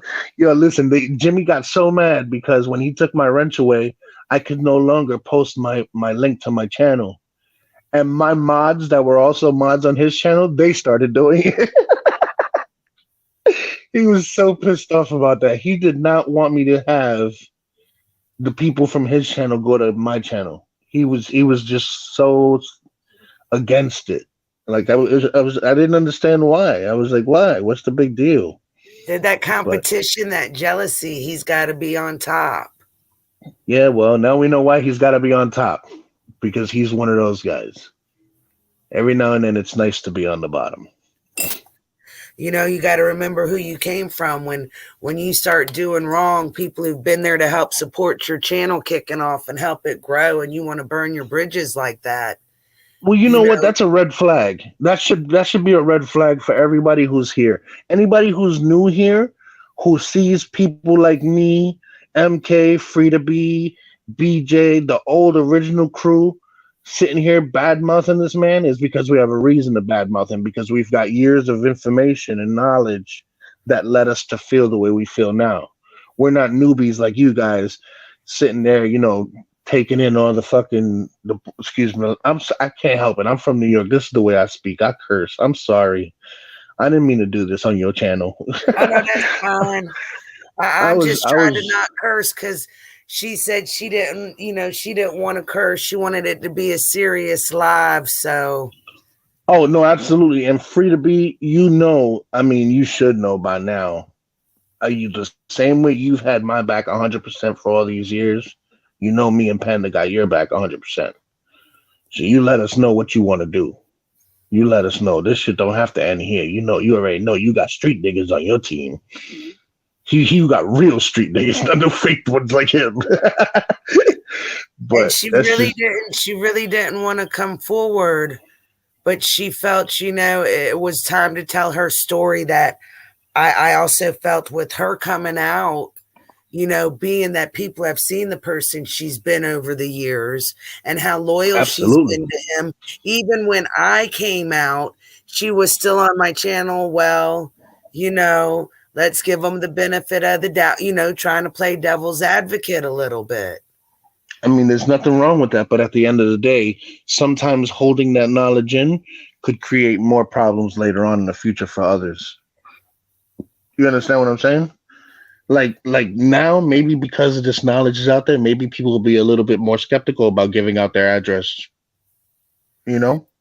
Yes, that's one of her things with having an extra party member, with all these allegations that are coming out from women and telling their story.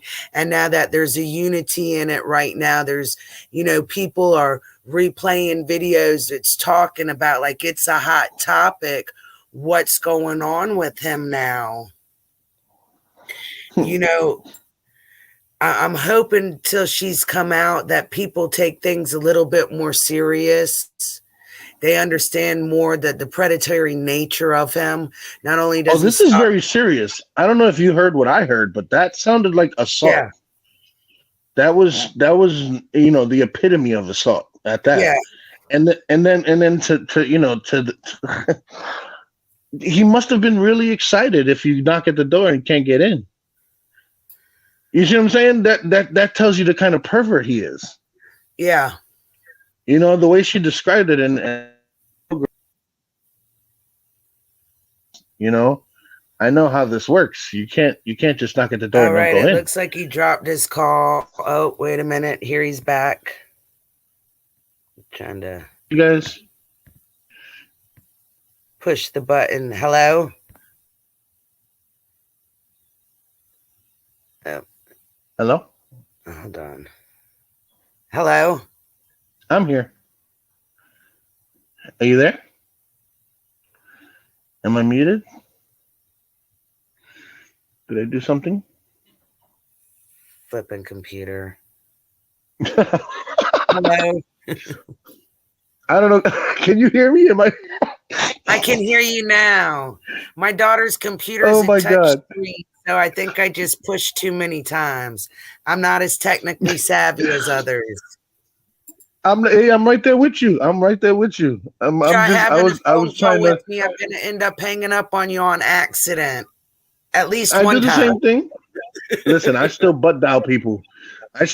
My cousin butt dialed me today, and I was like waiting on the phone for him to say something, and then he realized he was on the phone. He's like, "Oh snap! I'll call you back. Did I call you or did you call me?" I was like, "I don't even know anymore. I've been on the phone so long. I just don't even know." But that it happens. It's all right. I'm a dinosaur too, man. I'm in my 40s, almost 50 soon. I'm getting there. But But I just felt the amount of evidence that I heard that it's my story. I heard legally I could talk about it because it's my story. There's nothing he can do to stop me, and I just felt that I needed to share it because just things that I was hearing, things that I've heard of things I still can't really speak on because I'm protecting people and their confidentiality.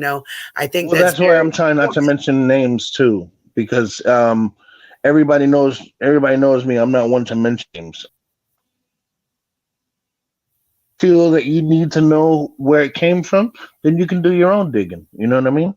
Yeah. But if it came across my table, trust me, I didn't have to go far to get it. Yeah, and So that's what I keep telling people when I say this stuff has just fallen in my lap and people have reached out and talked to me that I didn't think that I would ever have reach out to me to have a story. right. I just knew there was I need to speak on it.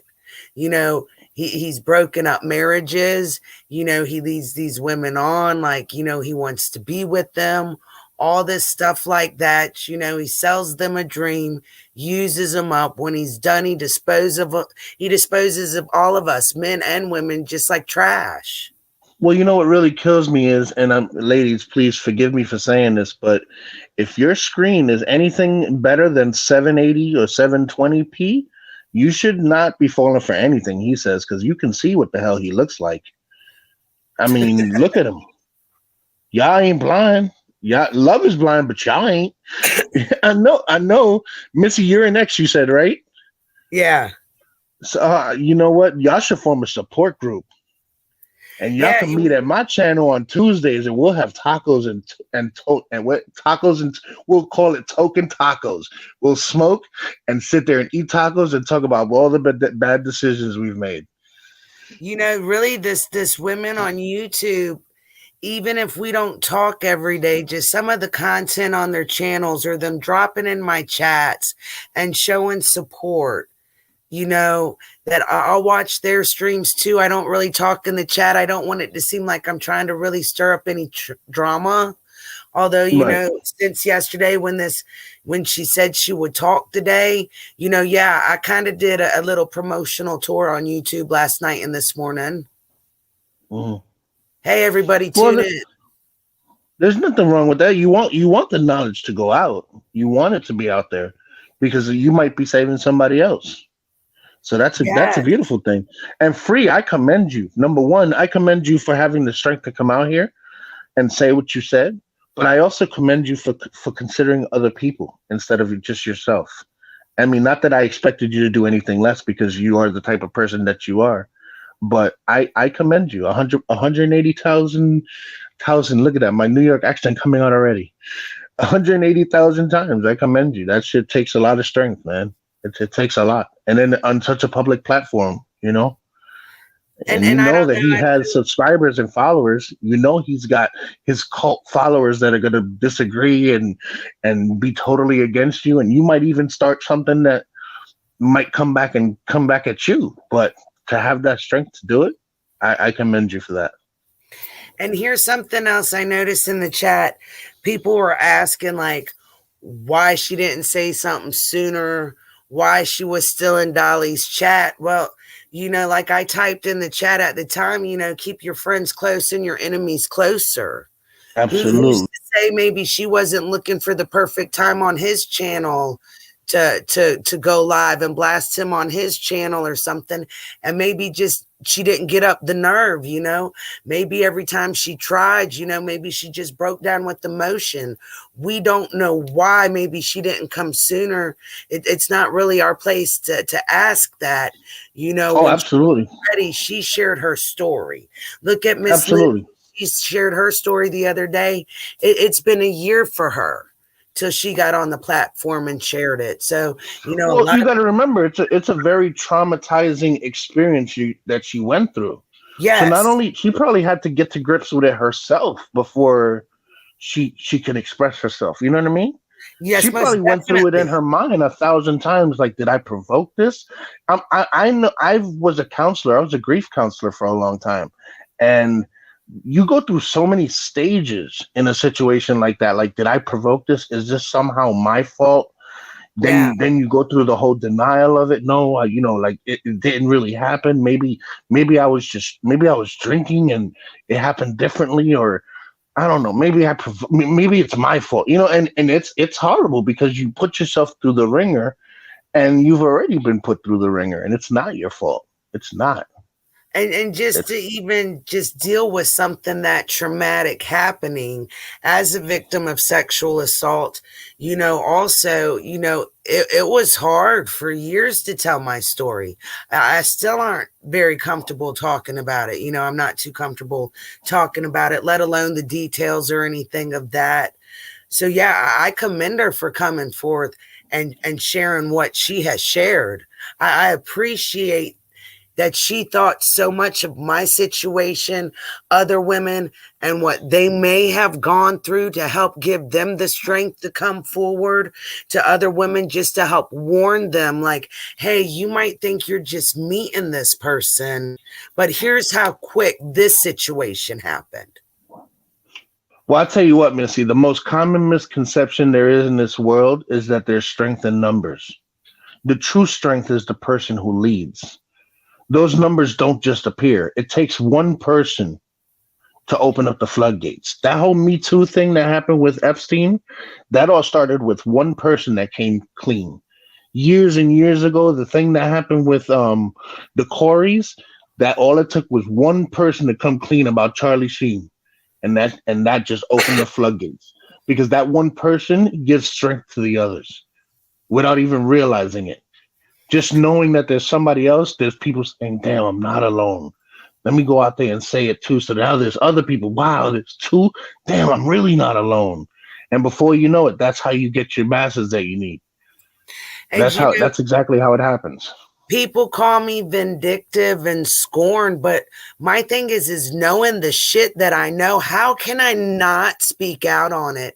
How can I not at least somewhat keep it on the forefront and keep everybody posted of my legal issues that I'm dealing with them? Because he is so when are y'all gonna realize? Wait, what do you mean? What do you mean legal issues? So we just went to court the other day for a protective order, because not only has he physically assaulted me, he's threatened me once he came home, because I've let Bullhorn Betty know about him. You know, I've exposed him for the man he is. So he's going to, you know, take revenge on me. You know, he's going to fuck me up for every lie I've told.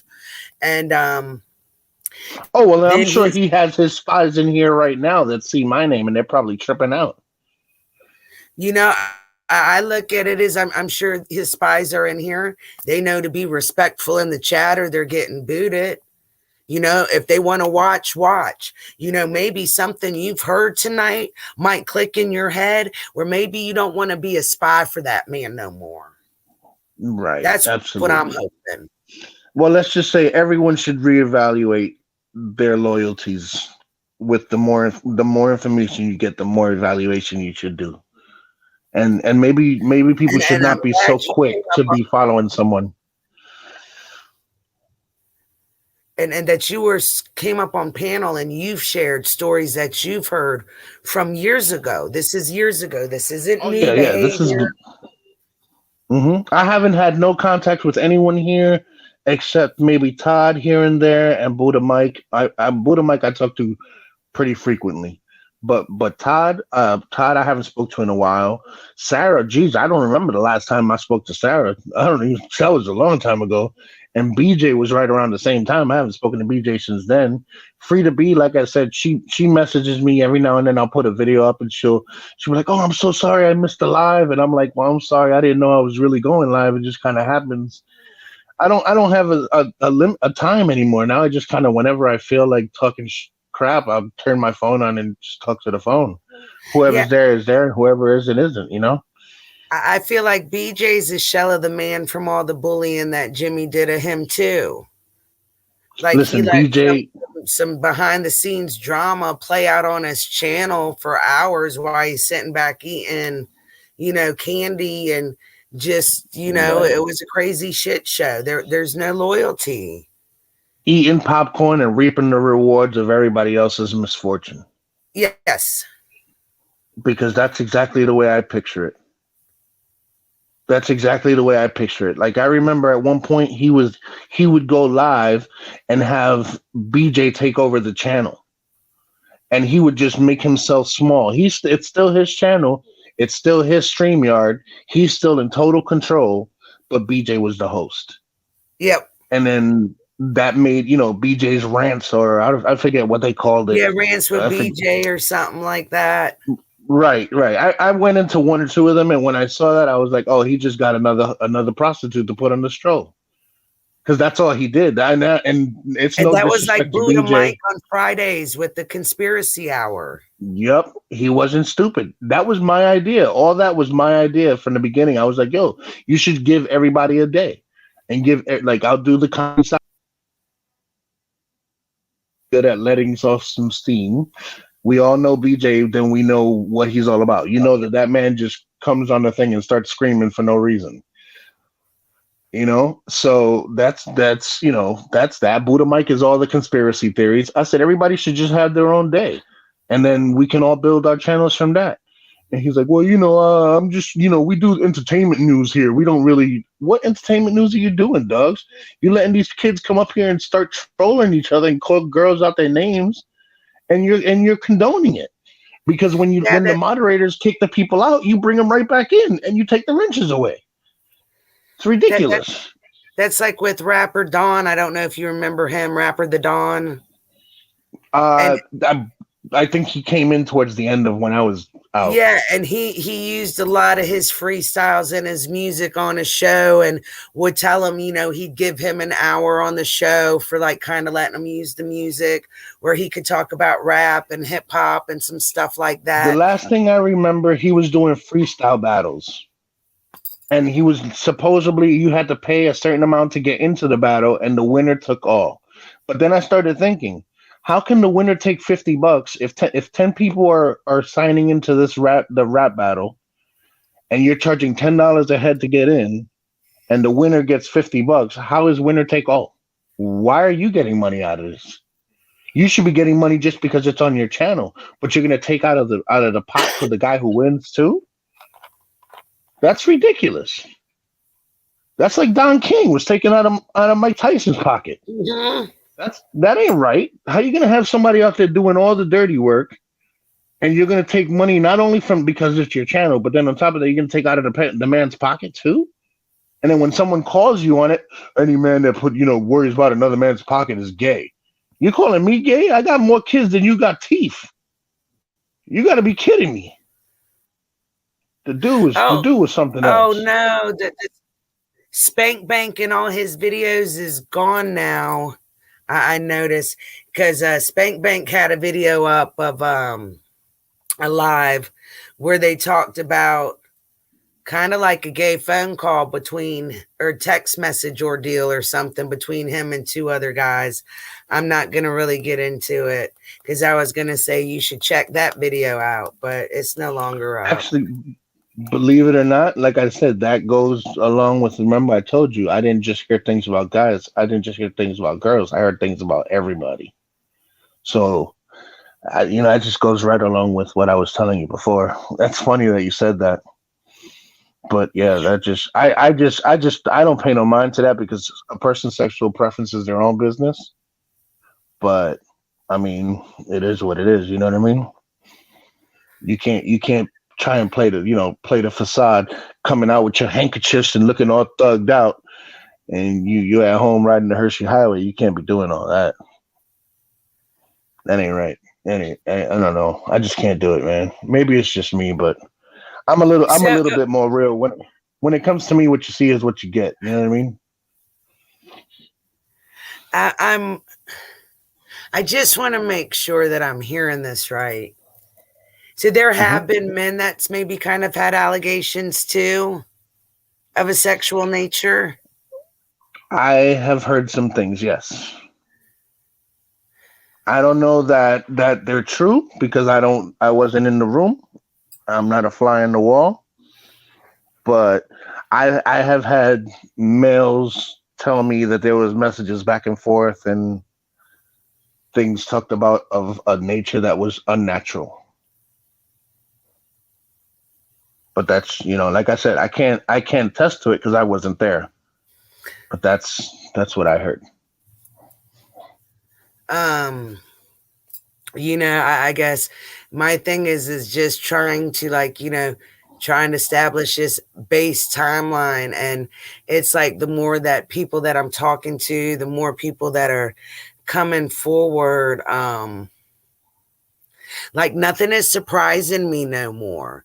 Like apparently there's no limits with his nature. Well, it's funny. I'm looking in the chat and I'm seeing the name Nikki. And if that's the same Nikki that I think it is, and MK, I'm pretty sure if MK is saying hi to her, it is, then that Nikki is from back in the day that her and Hazardous were a couple. And that we were all cool, and Jimmy fucked that up. Like he could not stand people being in a group. At one point, we were all friends on Facebook, and we started a group Facebook Messenger thing, like just like a group of us just bullshitting on there. And Jimmy got so mad about it that he started a problem, so we all ended up leaving it. I remember we had one where he was involved in it, like he was in the chat and he left the chat for whatever reason, and he was pissed off, and he went live on his channel like everybody should get off that chat. That's not affiliated with the channel. So what? It's just us chilling, man. Like what? We can't be friends outside of your channel. Everything has to happen only with, you know what I mean? Like it just doesn't make sense. Like why would you be so selfish? With a lot of people on James TV, he said it was just unnatural for me to talk to anybody in his chat on his channel, even though I might be chatting with them for 3 hours while he's streaming, but we should never talk outside of the chat. Right, because he wanted to separate church and state. But that's neither here nor there. But I also know now too that was probably a move on his part, so maybe I didn't hear any rumors. You know what I mean? Absolutely, I'm sure that had something to do with it. A man doesn't make a move without knowing his next move. You know what I mean? Yes, and the fact that he's been doing this so long, and I mean he's kind of messy about it on one hand, but he's been so good to get away with it for so many years on YouTube. When did you guys break up, and how long were you together? We just broke up September 19th when Miss Sierra got at me on Facebook and told me how they hooked up in May. And then there was another woman. We were together over 2 years. And you live in Virginia close to him? Like you were like literally together, or only when he stopped by? No, we were like, I was over there almost like every day. And you didn't know what was going on? No. You got to be kidding me. This is live on YouTube. Oh my This God. is No, I had no idea like what better was than going on, cheaters. how creepy and how pervy it was. You know, I helped them edit videos and do some shit. I always kind of did it behind the scenes, you know, with the editing of his footage. So my thing is no, I didn't know all this was going on. My thing is when I wasn't there, like all these women he talked to, because while he was with me, he also had 2 online relationships. He also had another girlfriend allegedly that has dated him for a year of our relationship. Yeah, MK just said Smalls has no idea. You're right. I have no idea what's been going on because I've been out of the loop for like the last 3 years. So the last thing I remember was him doing those rap battles and stuff. I don't know about anything else. I heard he was starting a new channel with some females. He tried to start a channel with me and some other dude back in the day when I first got on it and we was doing the UFC fights. But then I don't know what happened. The dude ended up trying to get with a girl on the channel and his wife found out about it and we never heard from him again. So I don't even know. Like, I don't know what's been going on. I've been out of the loop for like 2.5, 3 years. Oh my God, there's been so much. Stalking minors. Wait, what? Stalking minors? Making remarks on women under 18, minors like that? So like when he went out to Tennessee to film about Summer Wells, his first visit out there, there was one teenager that was kind of like a witness or something with one of the last times Summer was seen. So he kind of like was trying to see where he was at and follow him around, hoping maybe he might be able to get an interview with them. Oh my God. So it kind of gave off a little bit of a creepy vibe. You know, I'm not saying he was necessarily trying to intentionally to be a creeper versus it just gave off a creepy vibe. Okay. Well, see, that's just it. That's why I don't want to talk because I don't know for sure anything. The only thing I know for sure is what the one girl told me. And the one girl told me that he used to go and hook up with chicks and then like make him like the only reason he does what he does is because he's allowed to do what he does. And that women allow him to get away with all the things. And I was like, damn, that's a lot for you to be telling me right now. Like, are you telling me that he's like a predator? And she's like, well, a predator is only a predator because he's got caught. I was like, word? That's crazy. Like she told me, but without telling me. You know what I mean? Like read between the lines kind of thing. What's this Now thing? my thing is there's so many people who have spoke about it that I'm hoping more keep coming forward, that more people get more confident to share their story. I know it's embarrassing. I know it's hurtful. You know, Getting it off. Wait. I'm sorry. I don't mean to cut you off, but I'm trying to read what this says here. It says Smalls, check out the audio with young boys. Google setting it off for the 4th of July at Dolly Vision. So if you Google that, it was a night that was on Rapper Jay's channel. Mm-hmm. And it was Rapper Jay was on there. I don't know if you were ever heard of like Young Milk God and Sped Money. I think I remember Young Milk God, but I don't. That was like towards the end. Yeah, so Young Milk God and Sped Money are up there, and they're all up there talking shit about Jimmy and how he tried to. That they know for a fact he tried to get a young girl.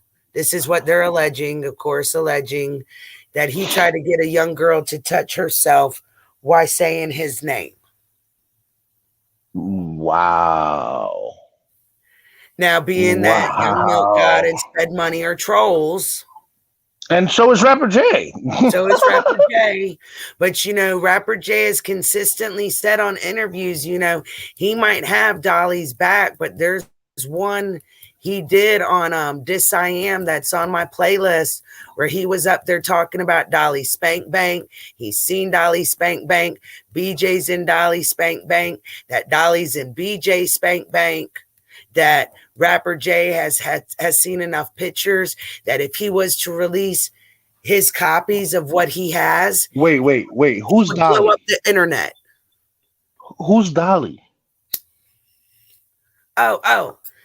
He went from Jimmy Jams, right? to Dolly Cash on Dolly Vision. He reinvented himself.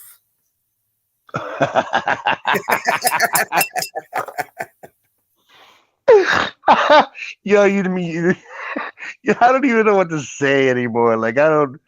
What okay, the no. hell? Oh no, it gets even funnier because when he started Dolly Vision, he was doing it wearing a blonde mullet wig with the cowboy hat, with like the ripped off clown cuffs on the neck and stuff like that too. And I hated Dolly Cash because I'm like, it was so much like the real Jimmy.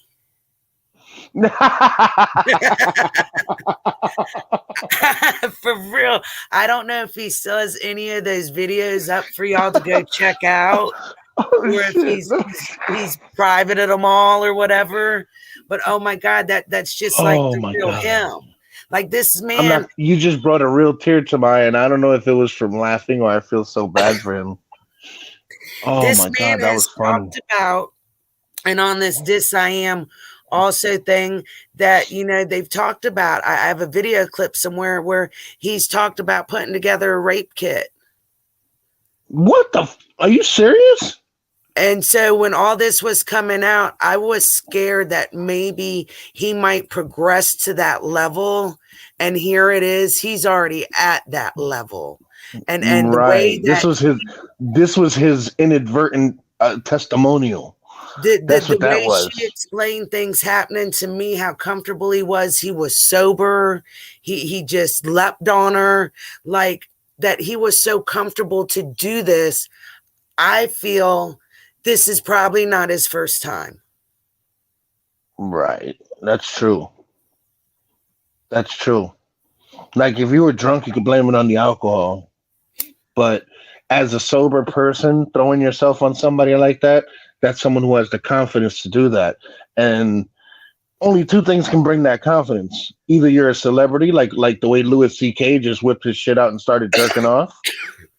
You know what I mean? Or you feel you just have that like history of being able to get away with stuff like that.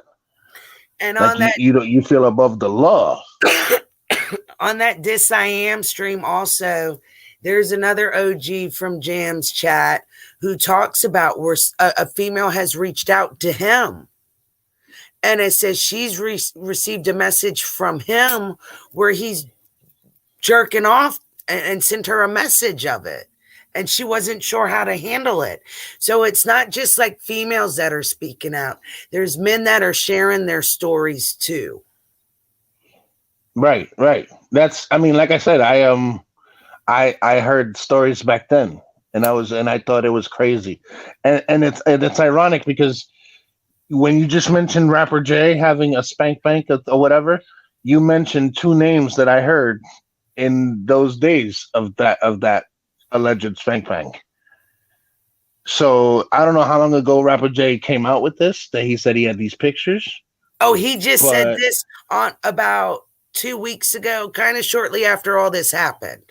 Well, I can attest that I've heard this 3-4 years ago. I got it all recorded in case that video disappears. A lot of people who were talking about him, their videos are disappearing. He's strike happy, so I don't know if he struck them or whatever. So I've started I paid money to expand my iCloud account, and I've just started screen recording this shit. Right. Stuff that he's saying in case people try to get it off the internet.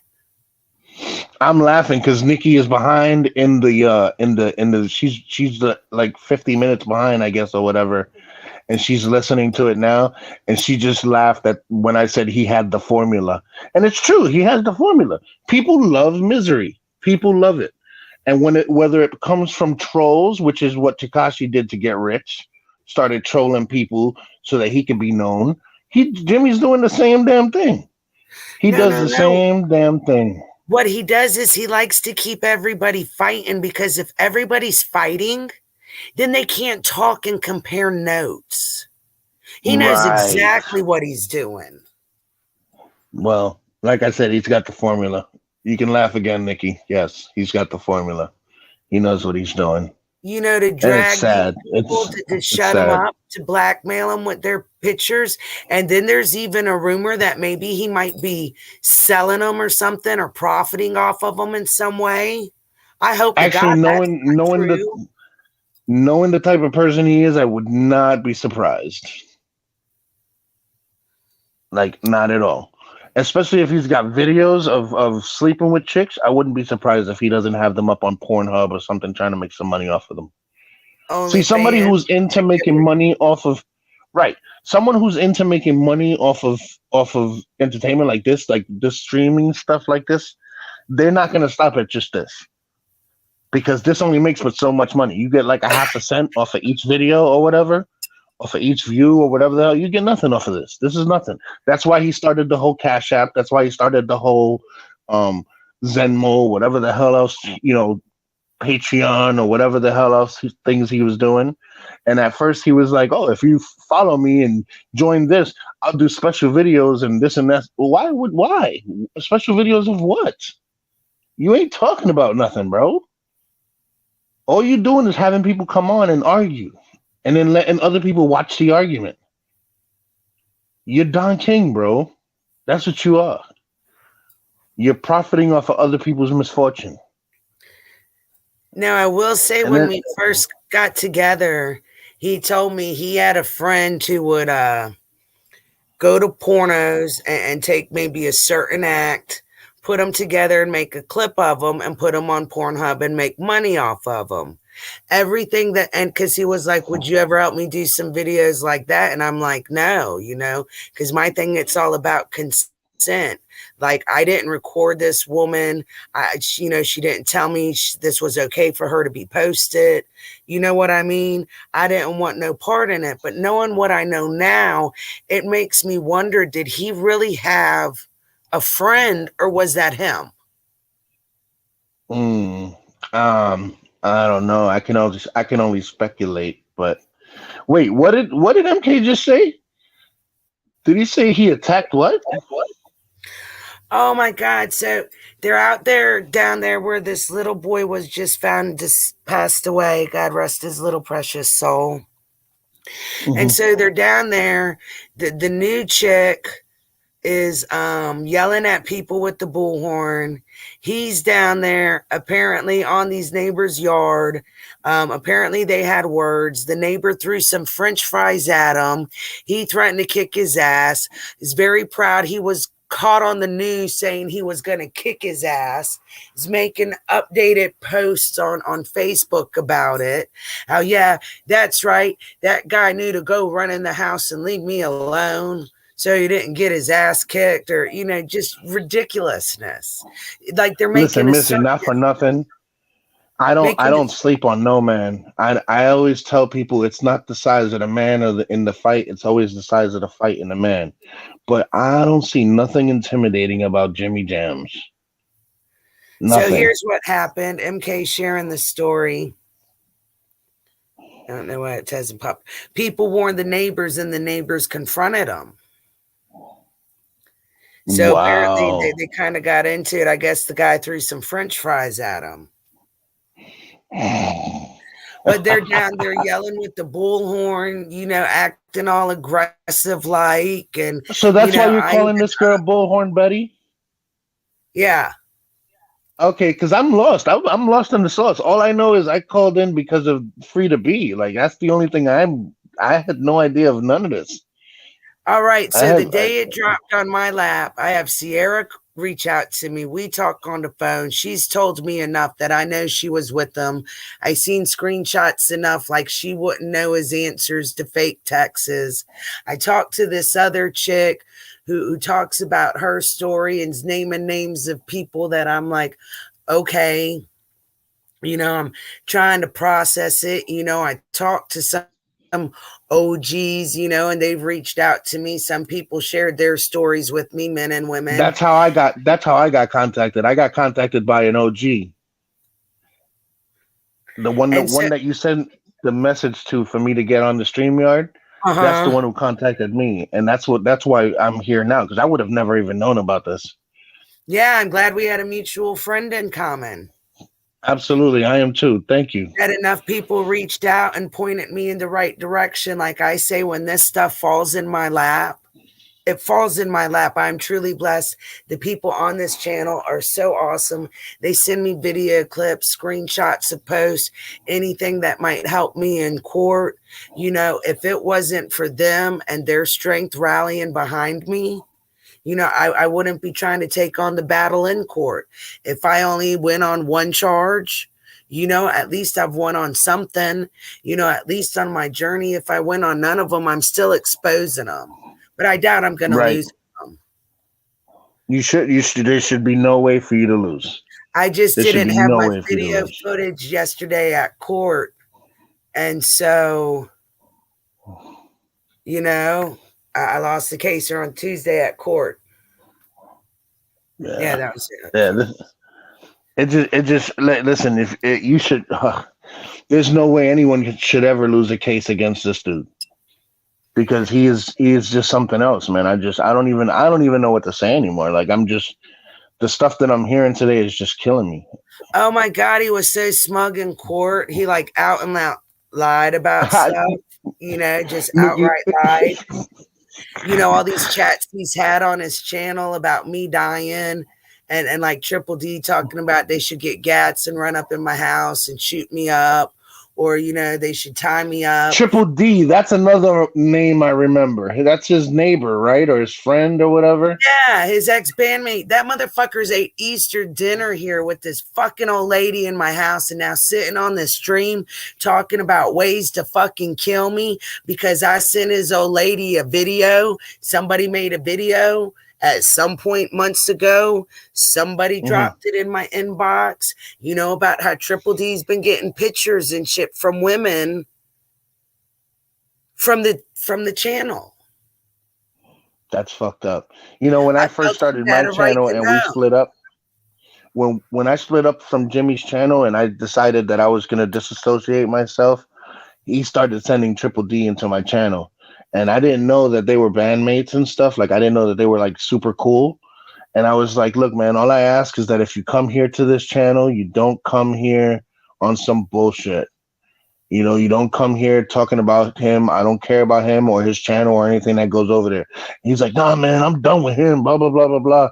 I have the live. I have it saved on my channel where he's like, no. He was just trying to throw me to see if I was going to say something about the dude.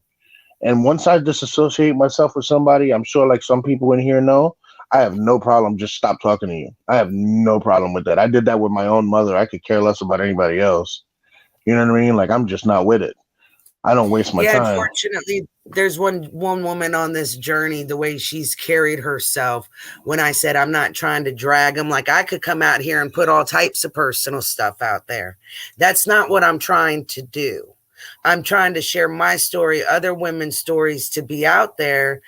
And so I let this woman and Sierra know I'm not trying to be messy with this. I don't want to go on anybody's panel who wants to drag them, who wants to make a mockery of this or anything like that.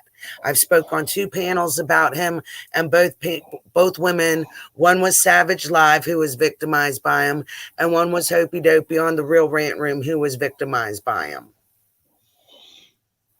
Damn. He's victimized. That's crazy. And not everything is sexual. Some of it, like with Savage, like here's the crazy thing: is he's carrying on all these affairs behind his girlfriend's back. He wants to make up a lie or whatever and try to say that this woman's going down to cheat with another YouTube creator behind her husband's back and post this all over Facebook and stuff like that.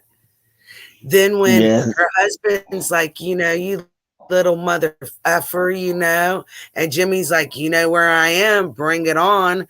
And then when she actually shows up here with her husband, You know, he's down, has me down, taking a protective order. I didn't know all this. How this is how it What a went at the time. punk. That's crazy. You tell the dude to come see you, and when the dude comes to see you, you hide behind your girl getting an order of protection. What kind of Yeah, crap and is I that? didn't know. Like, I had to apologize to Savage. I'm like, I didn't know I wasn't on YouTube like that. Like, I got to get up and go to work in the morning. I'm not watching his Dolly stream. Like, I don't like it. I don't enjoy it. Yeah, it's crazy. That is just crazy. I'm just thinking about what's in that spank bank that if that rapper Jay was talking about. That makes you think, doesn't it? He says pictures that would break up marriages. I believe that. I believe that. I don't doubt that at all. At all. He has said too many things on that stream. Like, you know, I was on the stream in the chat at part of that video. But then when I went back to record it, there were other parts that I didn't miss, you know, because they talked about it 3 different times in a 5-hour stream. So when I was going back to record it and I'm listening to it, I'm kind of picking up things because I was so overwhelmed then that I might have missed. Right. And as I'm listening to the stuff that rapper Jay is saying, I'm like, I know this kid ain't fucking lying. He has seen shit. He knows too much from people that I have talked to that I'm just like, he's got Jimmy by the balls. You know how he's got Jimmy by the balls? Okay, let's all talk about it. Dean apologized to rapper Jay in December and now is back on Dolly's channel under a new name and even has a wrench. And there's no bad beef by him. Did maybe rapper Jay like, hey, yo, you might want to straighten up. Don't forget, I have shit on you. You know what kills me? Dean was also an intricate part of my channel. And because of something that happened on Jimmy's channel, he stopped coming to my channel. That's another one that I considered a day one. Dean was one of my best wrenches, yo. Like I kept him very tight with me. He used Dean for a computer, right? So Dean lent him $1,500 to buy a new computer. That is the first mistake. That Jimmy was supposed to pay back like $100 a month or something. So okay. I'm thinking Jimmy told me he paid Dean the first payment and said that Dean didn't care, you know, just go ahead, keep the computer as a gift. Like I didn't know that he still legitimately owned Dean money. Look at how much money Dean donated to the channel. You know what I mean? Where's Dean now at on Dolly Vision? Like he doesn't even really go there. Like, you know, Jimmy just really, he kind of shit on everybody from the other channel. You know, like Scotty Pimpin donated a lot of money to the channel, you know, like. I know Prolific used to donate a lot of money. Oh, Prolific's still in his chat. So my thing like that is if you know all this stuff that's coming out about this man and you're still over there in his chat and supporting him, then that means you're a fucking sicko too. That's just how I feel at this point. Well, you know, I also wouldn't put it past him making up fake names and making fake donations to start the donation process. Oh, I know. I've done it before. You know, with the card he says I stole, but that's how I got my money because he admits he did give me money, like whatever. And he even hemmed himself up in court with that lie. But you know, where there would be times where I might make a donation to the channel, you know, to kind of, because, you know, usually like when one person does a donation, then somebody like, it starts it off. Yeah, I might do $2. So the next person's going to do $5. Then maybe the next person's going to do $2. And the next person's going to do 20. Then Dean's going to jump in and do 50. Right. That's crazy. That's just crazy. Yeah, this is something else, man. I can't even begin to process everything that I've taken in tonight. What's today? Today's Wednesday? Because just what I'm telling you right now is just the tip of the iceberg. Like if you ever wanted to have a one-on-one conversation, then you're really going to have your mind blown. Here's what I'm gonna do, Missy. Here's what I'm gonna do. Panda, my wife, she already put up my link. I'm sure I could get her to do it again.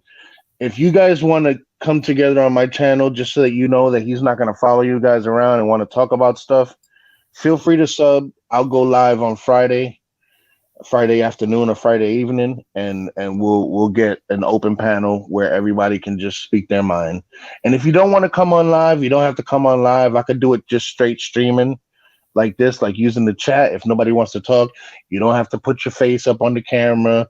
I'm not like Puff Daddy. I don't want you dancing all up in my videos. You know what I mean? But just to give you guys something like to, you want to let off some steam, you're more than welcome to. I'm always down to give somebody a safe space, man. That's just wrong. That's just wrong. To take that kind of respect that people have for you and that kind of admiration and use that to exploit people or to do the things like that's ridiculous. That's ridiculous. And then when it's done, it's got to always be bad. There's got to always be some type of like threats of violence, threats of exposure, threats of blackmail, always some type of intimidation. And I think he enjoys the cat and mouse of playing and stalking somebody. I think he really enjoys the sexy part of it, and the attention. But I think at the end, that's the part he really loves. When people are either sad about stuff or they're scared of him, that he has that fear, that hold over him. That's what I'm saying. He's getting that's also content, because people see that, they like that. It's like the reason why people watch Dr. Phil. We have our own problems. We want to escape our own problems by listening to somebody else's. You know what I mean? And that's exactly what he's doing. He's giving them a platform to start an argument, to start a dispute, to talk about somebody's mother or their wives or husbands, and then the other people just get there and sit there and watch the sparks fly. He sits back eating his popcorn, collecting all his little pennies. But just the stuff he's doing behind the scene to women. Well, that's uncalled for. That's just another disgusting. He lied about his age. That's how old is he? He's 48. There's one chick, he told her he was 38. He took 10 years off his age. He told me he was younger than that too. Thank you guys, everybody who's subbing. I appreciate y'all. Friday, I got you. I'm gonna probably do it I'll probably do it at like 10 p.m. How's that? Does that guy, anybody have a debate about 10 p.m.? Anyone? Bueller? I'll do it like 10. We'll do like 10 or 11. I'll get everything set up. As a matter of fact, I'll set up everything now later on tonight so that it's already set up and I just have to point and click because I don't like to do all the technical stuff. Panda is my everything behind the scenes. I tell people I'm the talent. You know what I'm saying? I don't do anything technical. She does all my electronics. I don't touch nothing that can shock me. Okay. I've got way too many piercings to touch electronics. I don't do that. At all. But she handles my whole channel thing. And if it's going to be a regular thing, I'll pay for the StreamYard to come back out. I won't even ask for donations to the channel because before I used to ask for donations because I was doing really bad. I mean, don't get me wrong. I'm not rich or anything, but I don't mind paying to keep the channel open. I mean, if somebody wants to help, they can help, but I'm not asking for it. Nikki was one of the first people to donate something to my channel. She gave me my Ethernet cord that I needed to go live. Excuse me. I'm sorry. That THC gets caught in the back of my throat sometimes. I have a hydration problem.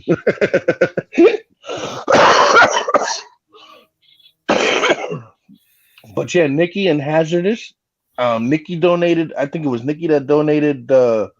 She gave me $100 so that I can upgrade my internet so I can be faster, so that I didn't have to lag as much and get kicked off as much.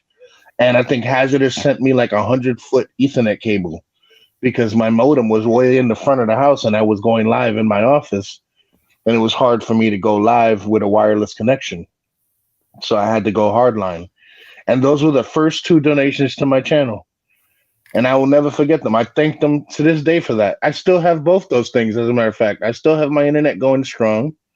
I got the fast internet so that I can still, broadcast if I wanted to. And I still have the Ethernet cord, which I use still to this day. Like those are the kind of donations I want to my channel. You know what I'm saying? Like, I'm not asking for $100 drops or whatever it is that he used to say that he stole from Jack Frost and there. I'm not with that, man. All I want is to be able to support the channel that keeps us happy. It's not my channel, it's our channel. I used to say that all the time. It's not my channel, it's our channel. Just because my name's on it doesn't mean shit. This is as much your channel as it is mine. You know what I mean? And Yes, I talk about this here too. It's not just me. It's like a community. It's all of us. Like I wouldn't. Well, that's exactly it. For them. That's exactly it. That's exactly what it is. It's a community. That's exactly what it is. And I don't, before I come up with a topic, I make sure I put it to vote. You guys want to talk about this? Hey man, let's do this. I even have a theme song that I play when it was time to spark up. It would be a countdown and then, give you time to roll up. And then when it was time to smoke, Buddha Mike would be like, yo, hit that track for me one time. And we hit the track and then the track comes on and we're sitting there. We all spark our blunts at the same time or joints or whatever, bongs, bowls. Hell yeah. It was a good trip. Listen, it was a good time. See, trust me when I tell you, you would have enjoyed it. It was definitely comical because we used to crack jokes on everybody. I used to call, like, they were my army, right? So I used to call Buddha Mike. He was my Corporal Khaki because he's not exactly black and he's not exactly white. He's more like a khaki color. So I would call him Corporal Khaki. And then BJ, we used to call him Corn because they used to say he was like corn on the cob because he was from Idaho. So we say Iowa. From Iowa and Des Moines, right? So we say he was in corn country. So I called him Colonel Popcorn. Like I had names. We had a good time, and it was just really just a good time. Like people would come onto my channel, and then one time, a female came on my channel, which I felt bad. I deleted the video because I thought she could have lost her job because she was really drunk on my channel, and she was like lost walking through the streets of Manhattan. And it was great content, but I'm not gonna risk someone's career for content. So I deleted and then people got mad at me because I deleted the video, and I'm like, yo, she could lose her fucking job, yo. She's like a professional. She can't be drunk on a fucking public channel, guys. Like, sorry, I'm not gonna do that. I'm just not gonna do that. But people got mad at me because I deleted the video, but it was so funny. The one time BJ did mushrooms on my channel and he was looking at his refrigerator, and I was like, what are you looking at? And he's like, I don't know. I was like, so why are you looking? I don't know. Like, it was hilarious. The things that happened on my channel was hilarious, man. We had a good time. It was all unscripted. So that's the shit that made it more fun. You know what I mean? It was just all just happened. It was organic. It was great. And I enjoyed, Jams TV and the chat there and stuff like that. But I also didn't know some of the crap that was going on. I guess since I was kind of blind to it, it's like, almost like, for example, you're from New York. It's like when you visit New York and you're not from there, everything is great. But when you've seen the underbelly side of New York and how it really is, it's funny it doesn't quite have that same sparkle. That's what I tell people. Like, I moved to Florida because I came down here on a vacation mindset. Like I was thinking beaches and drinks and all that. But once you get here, guess what? You got bills here too. You got to get a dead end job here too, just to pay for the bills that you don't want, that you can't afford, to live in the same place that you wish you could go to. Because now all those vacation spots that you went to, you can't afford to go to because you're paying fucking bills. You know what I'm saying? Like, it was crazy. My idea of moving to Florida was thinking I was going to be in Disney every day. Now I'm lucky if I get to hear a song on Disney radio before I go to work. It's crazy. It's bananas. But people don't think about that, Think about, it must be great to live over there. Yeah, until you actually have to live here. Then it's not great anymore. It's great to visit here. New York is great to visit, but it's not great to live there. I'm not paying $4,000 to live in a shoebox. It's not going to happen. I got Timberlands that got bigger boxes than those apartments I've seen over there. It's crazy. You know it's bad when your apartment is so small you have to paint your furniture on the walls. That's bad. That's a bad sign. But it is what it is. But I'm flabbergasted at what I heard from Free to Be. Free to Be, I love you. I'm so sorry that you went through that, and you are not alone. Okay, I got you 100%. Anything you need, you call me. You hit me up. As a matter of fact, there's only a handful of people here that knew my phone number. That's how you know I was serious about this. I was giving people my personal phone number, not no Google number that you can call when I happen to be online. I was giving people my actual phone number. Look, I told this person, I said, yo, let them to know to come on to the stream tonight and just watch it and check it out. And that person was already there. You know what I mean? They were already on it. They sent me screenshots like, I gotcha. Yeah, no. And when I got the message, as soon as really done with the whole jams bullshit. You know what I mean? I'm just done with it. But when I heard what the topic was, I was like, well, you know, I may just say hi. And then I thought about it and I was like, you know what? I may just try and get some subs to my channel and just have, just to listen to see what happens. But when I heard her voice, I knew who it was. When you said I have a guest, she spoke, she would be recognized. Oh yeah. Oh, she's got one of those voices that you just can't mistake for anybody else. Yeah. And it's funny because she used to come on my channel, and I think it was my channel was the first channel that she actually cammed up. She didn't like putting her face on. Sarah was the same way. Never be. Sarah was the same way. Yeah, Sarah was the same way. Didn't want to put her face on my channel. And I mean on any channel. And she came on my channel and was live. And so was CC was the same thing. Came live on my channel and actually put her face up. Todd, we know Todd. He's always having an asthma attack, so there's no point in putting him up. All you're gonna get is the smoke from the nebulizer. But everybody else, I was really surprised that people were as cool as they were, and I really look forward to doing it. I'm Friday. I'm with it, guys. I'm with it. Thank you for everybody that's subbing. I appreciate y'all. I'm gonna do it. We'll go live on Friday. Anything you guys want to talk about is open season. We'll do it open chat, and I'll put the StreamYard live. Anybody can jump in whenever they want to, and I'm with it. I'm with it. Look, Panda keeps putting up my link. Thanks, babe. No, I appreciate you jumping up here and confirming some things, and maybe even putting a couple more things out there in the universe for maybe people like I said, I wasn't there for any of it. All of it was hearsay. But like I said, 10 people don't say the same thing about you without there being some truth to it. And This is stuff that I was hearing 3, 4, 5 years ago, and it's still the same shit. So I mean, if it hasn't changed, there has to be a reason for it. You know what I mean? It's just the way I see it. Like, people don't keep saying the same stuff about you if it ain't true. So I mean, I didn't hear it. I mean, I don't know for sure. I wasn't there. I'm not the fly that was on the wall, but I had people that were not connected at all, who didn't know each other at all, telling me the same story. It kind of tells you that there was some truth to it. And that's my thing with me is the people that came to me, that there was no connection, the randomness of it, of some people not even knowing who other people were, or some of the people who reached out to me that I was genuinely shocked to find out certain things, that so many people had different stories and different types of encounters of some type of manipulation and stuff like that going on, or some type of maybe fear still going on from him, that even to this day, they don't feel comfortable to come out and talk. Right. Oh yeah, absolutely. I mean, think about it. Like I said, people go through those stages of trauma where at first they think it's their fault.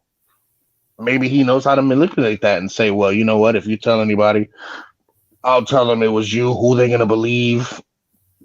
You're just some random. I'm Jimmy Jams. You know what I mean? Oh, Jack Frost That, is mad at me. So if y'all see anything crazy on the internet, just ignore it because it's probably his team, trying to troll me and just discredit me and make me look bad. yeah. And that's exactly it. See, that's just it. A rumor is only a rumor if they attack it before you do. But if you know it's going to be out there and you have a chance to preemptively attack, it makes it look like you knew it was coming. So it has to be a lie. They're just doing it to mess with your views or whatever. You know what I'm saying? Yeah, he's So always doing some makes type of sense. damage control. Yeah, that makes sense. Damage, and you know what? If you're going to be good at anything, damage control should be the thing you're good at.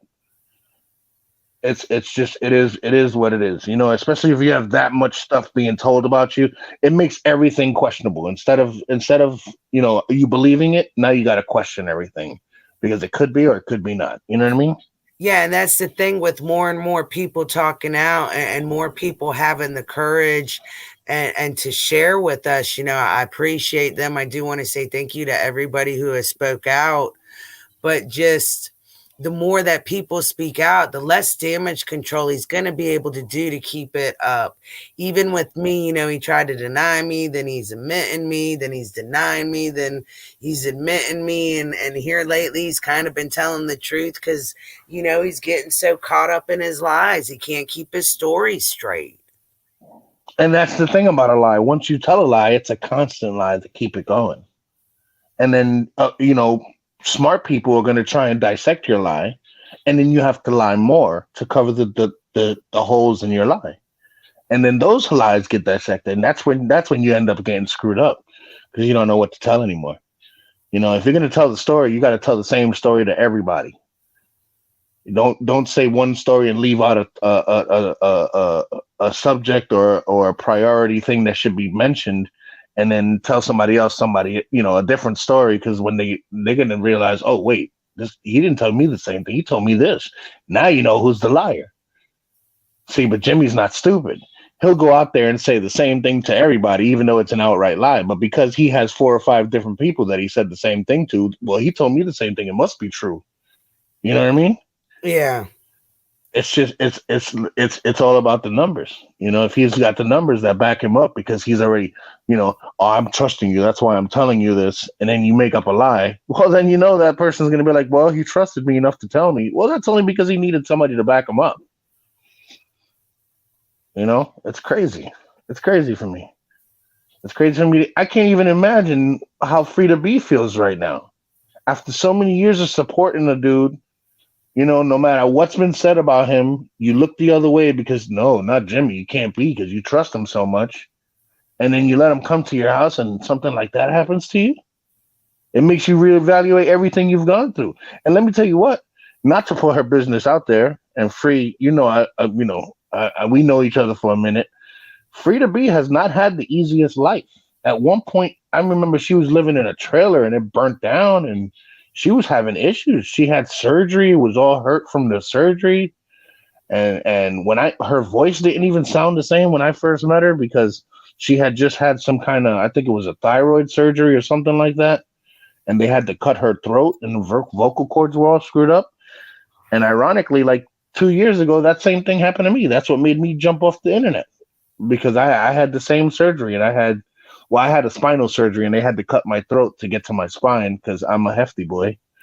And I guess along the way, they nicked my vocal cords, and I didn't even sound the same when I came out of surgery. And I couldn't even talk. It was like my vocal cords were swollen. I sounded like Kermit the Frog. And I can't go live sounding like Kermit the Frog. Who's going to believe Kermit the Frog? You know what I mean? So it's crazy, man. I can't believe it. I'm seriously shocked. Today was an eye-opening and heartbreaking experience. I'm lost. I'm lost. Oh yeah, see, she had spinal surgery just like me. Yeah, I had a vertebrae fusion in my C2 through my C6 or something like that, C5. And for, I think it was like a week and a half, I couldn't move my arms and my legs. I thought I was going to be a quadriplegic for the rest of my life.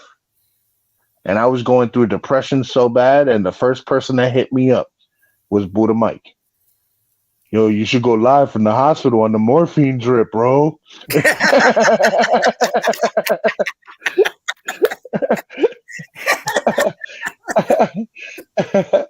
And you want to hear something funny? I did, and it was one of my best shows. I had so much fun. I don't remember it, but it was hilarious. People tell me I had a good time. But yeah, man, you should go live on that morphine drip, bro. That shit'll be funny. And then I'll come on talking about flat Earth. I'm like, yeah, that's exactly what we need. Me on morphine and you talking about flat Earth. That's it. The Illuminati will come catch us in the parking lot, bro. But yeah, we had a good time, man. I really miss doing it. I really miss all you guys. I really do. All you guys that's out, especially Free. Free was what, like I said, Free was dope, man. She came on my channel and she would shut everything down. People be arguing. BJ be yelling. She'd be like, BJ, stop talking. You can hear crickets in the background, boy. Everybody shut the hell up. Oh, it was hilarious, man. We had such a good time. Good time, man. Yeah, flat Earth. Yeah, you gotta spell it right. Earth. All right. Well, this is going on 3 hours, so. Oh yeah, yeah, and I'm a talker, so you can't get me started because I won't shut up. No, but I think you jumping on right after Free to Be was ready to be able to step off and sharing your experiences and confirming that you've heard some of this same type of behavior back in the day from people. Yeah, And, absolutely. you know, I just hope if there's anybody else who's out there, even with his channel, like I said, there's enough channels out there that you could come and talk on. My channel, his channel, his wife's posted it several times. The Real Rant Room with Hopey Dopey, Savage on Savage Live.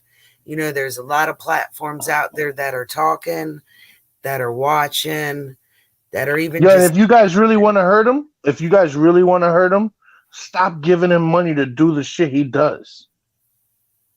A clown can only perform if he has an audience, man. Stop giving him the resources that he has, that he's getting to do the dumb shit he does. There's no way anyone should be funding any trips for this dude. He's an electrician. Do you know how much money electricians make? Real electricians? He doesn't do that no more. He just quit working at 7-Eleven. 7-Eleven. The guy that was hiding from everybody so much works at 7-Eleven. Are you serious? He was like, yeah, I keep my location private. I'm in the woods. No, nigga, you in a trailer park. Stop it. Oh my God. All these women on YouTube have his address. They send him packages. He gets packages like daily. I've had his address for 4 years. I could have easily gone over there and punched him in his face, which I was considering for a long time. But I thought about it. Do I really want to do time for beating up a troll? He's beating himself up for free. Yeah, that's what I told him. Nothing. I said, I'm not going to do nothing to you. I said, I'm not going to get my hands dirty and mess up my karma. I said, you're going to be your own undoing. I said, but I will make sure everybody knows what type of man you are. I said, you can guarantee that. You know, because... And listen, and that's all it takes. That's all it takes is for somebody to tell the story, and that's all it takes. Because it's like you have so many women that did things, and here I've been like, I can put the timeline together for the past 2 years and 3 months and fill in some of these blanks of things. That's the gap that I'm at. I'm in that gap because I have no idea. I don't know anything. I haven't been here to know anything. You know what I mean? So I don't know what's going on. All I know is 3 years ago when I was on, what he was doing. And even then, it was sketchy, you know? I will say this. I've got a video playlist on my channel. A lot of videos have been removed, but there's still a lot up there that I want to say almost chronicled the past year with some of his bullshit. Right. You know, where other people have covered it, maybe clip channels, you know, some stuff maybe you might have to fast forward a little bit to and get to the good parts. Listen, I'm 46 years old and I'm 100% retired and disabled. I got nothing but time on my hands. Oh, there's all Nothing but types time on of my stuff hands. out there. There's all types of stuff out there. I do think I even saved that clip of the 4th of July. I think I even saved that on the list because I remember being there when that conversation happened, but now it's posted like, with the context of everything going on now. Like I know MK Ultra. I know Young Milk God is on TikTok. I don't know how to do TikTok. I don't know how any of that works. But Young Milk God is on TikTok, y'all. He's done grown up, done changed looking to how he looks a little bit. He's a little bit older.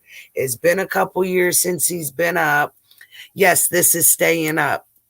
That like if somebody would love to or could reach out to him, if somebody knows how to reach out to him, like that would be great to see if he would come up on panel because he was another one that Jimmy used. This kid could kind of rap. It was cheesy rap given. Some of his stuff was pretty decent, but his gimmick was he dressed up in a cow suit. Yeah, I remember that. And his name was Young Milk God. Yeah, so he used him on panel for a few months. You know what? And that's what I'm talking about. That's the content that he was bringing us. All he did was bring us people that all they needed was a platform to do the things. Now, unfortunately, he was charging these people for these things, which is bad. But it is what it is. Now we know of these people, and now we can go on from there. But it's unfortunate that he's taking the money that he's earning doing this, claiming to be broke all the time. I've seen videos of his from 3-4 years ago where he was getting $100 drop, $100 drop, $100 drop, and I was watching these and I'm counting in an hour, he had like $700 or $800 drop to him. Yo, he's got this Turtle Island gimmick right now where he's bringing in thousands of dollars a night. Now, let me ask you a question. Where's all that money going, though? On these trips to go hook up with this Miss Clairol. I got your man. She came in the chat as I'm surprised she ain't jumped up in this. It's because little baby Quentin, God rest his soul, has been found. A prayer for all his family and everything like that. And hopefully law enforcement can prosecute to the fullest and make whoever paid for it. But Right. I guess they're not streamed in right now because they're trying to chase that and be on the news and everything. But he's gone on. This is his 5th trip to go meet her this year. Wow. That's crazy. So he's got people paying for his romantic escapades. Yes, under the guise of saving little children and trying to go find the remains or go help. He's trying to save his little children.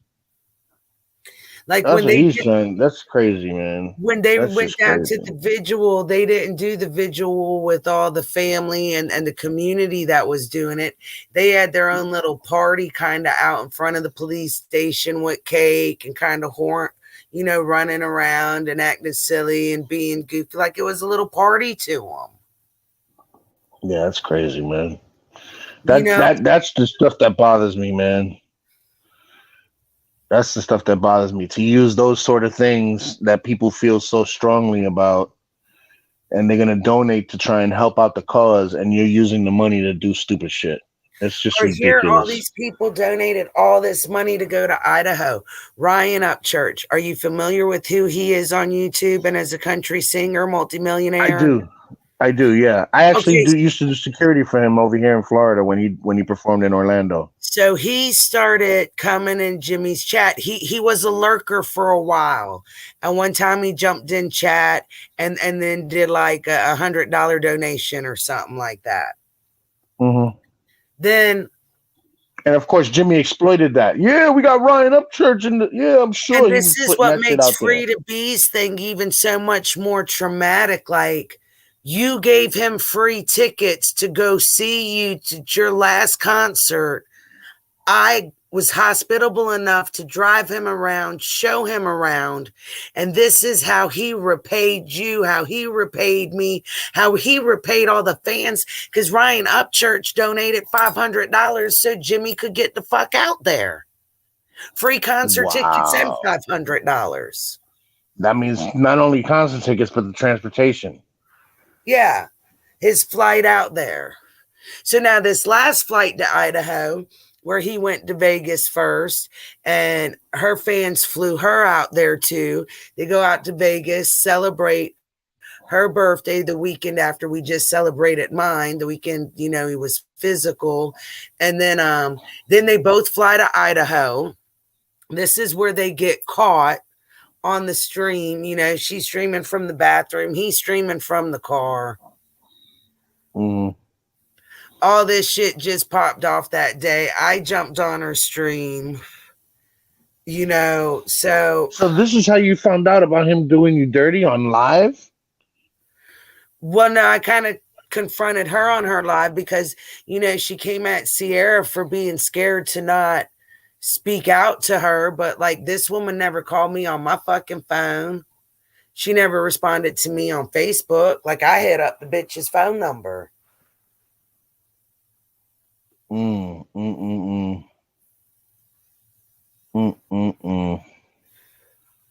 Yeah. Well, I'm going to get off. It's been over 3 hours. I will jump on your stream tomorrow. Friday. Tomorrow's Sorry. Thursday.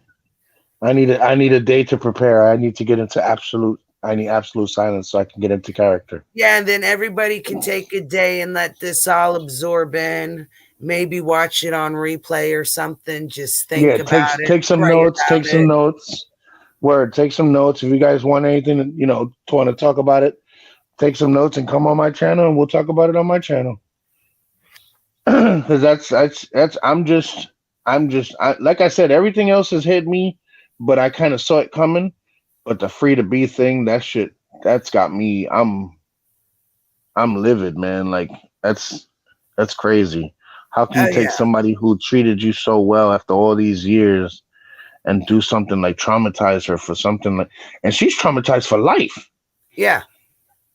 That's forever. Every time she sees something that's going to trigger that shit, that's like PTSD. You know? I mean, I know women who've been raped or sexually assaulted. I'm not going to call it a rape without, knowing, but it definitely sounds like sexual assault. Yeah. And I know women who's sexually assaulted who now cannot have sex with their own husbands because every time they get intimate, they catch flashbacks. It should have never happened. So when people say I'm scorned and I'm vengeful, maybe there's a fucking reason, y'all. There is a reason. Is this reason tonight not fucking enough? We all know who she is. Everybody pretty much in this damn chat knows who this woman is. She has been around that long. Right. Absolutely. We're all friends. It's not like we don't know each other too. Like we all know each other. I mean, even like Mo in the chat, she was a mod who got caught up in Jimmy's crazy whirlwind of nonsense and got dragged for it. You know what I mean? It doesn't all have to be a certain way. He just affects people. He uses people up, and when he's done, he just discards of them like trash. Like a piece of gum. Like gum. Like it doesn't, like you're not even anything to him. Like we're below the dirt on the bottom of his shoe. That's ridiculous, man. It's just ridiculous. Well, I'm gonna, Missy, thank you so much for giving us the platform. I mean, honestly, if it wasn't for you, I mean, you brought a lot of knowledge out tonight too, so you proved that you're a strong person, even though you're going through your legal issues right now with him. And, this could probably end up shooting you in the foot for just bringing this knowledge out there. He could even use this against you, but you did the right thing. I gave somebody a platform to share their story. I mean, that's the only thing that's saving you is that you're not either for it or you're against it. You're just giving it, you're giving an impartial platform, and that's a good thing. I've never asked nobody, don't go watch them. I've never told nobody don't like them. I've never asked for nobody to pick sides. I've never said don't date him. I've even said you want to screw him. Go ahead, screw him. I'm not doing any of that. I know he's got a charisma. He's good at this YouTube stuff. I know he's got a hustle to him. Nothing can stop him. That's always going to be in him. My thing is, if you're going to get involved on a personal level, listen to every woman's story. Listen to the stories that are being Right. Don't go in there about. blind. Yes.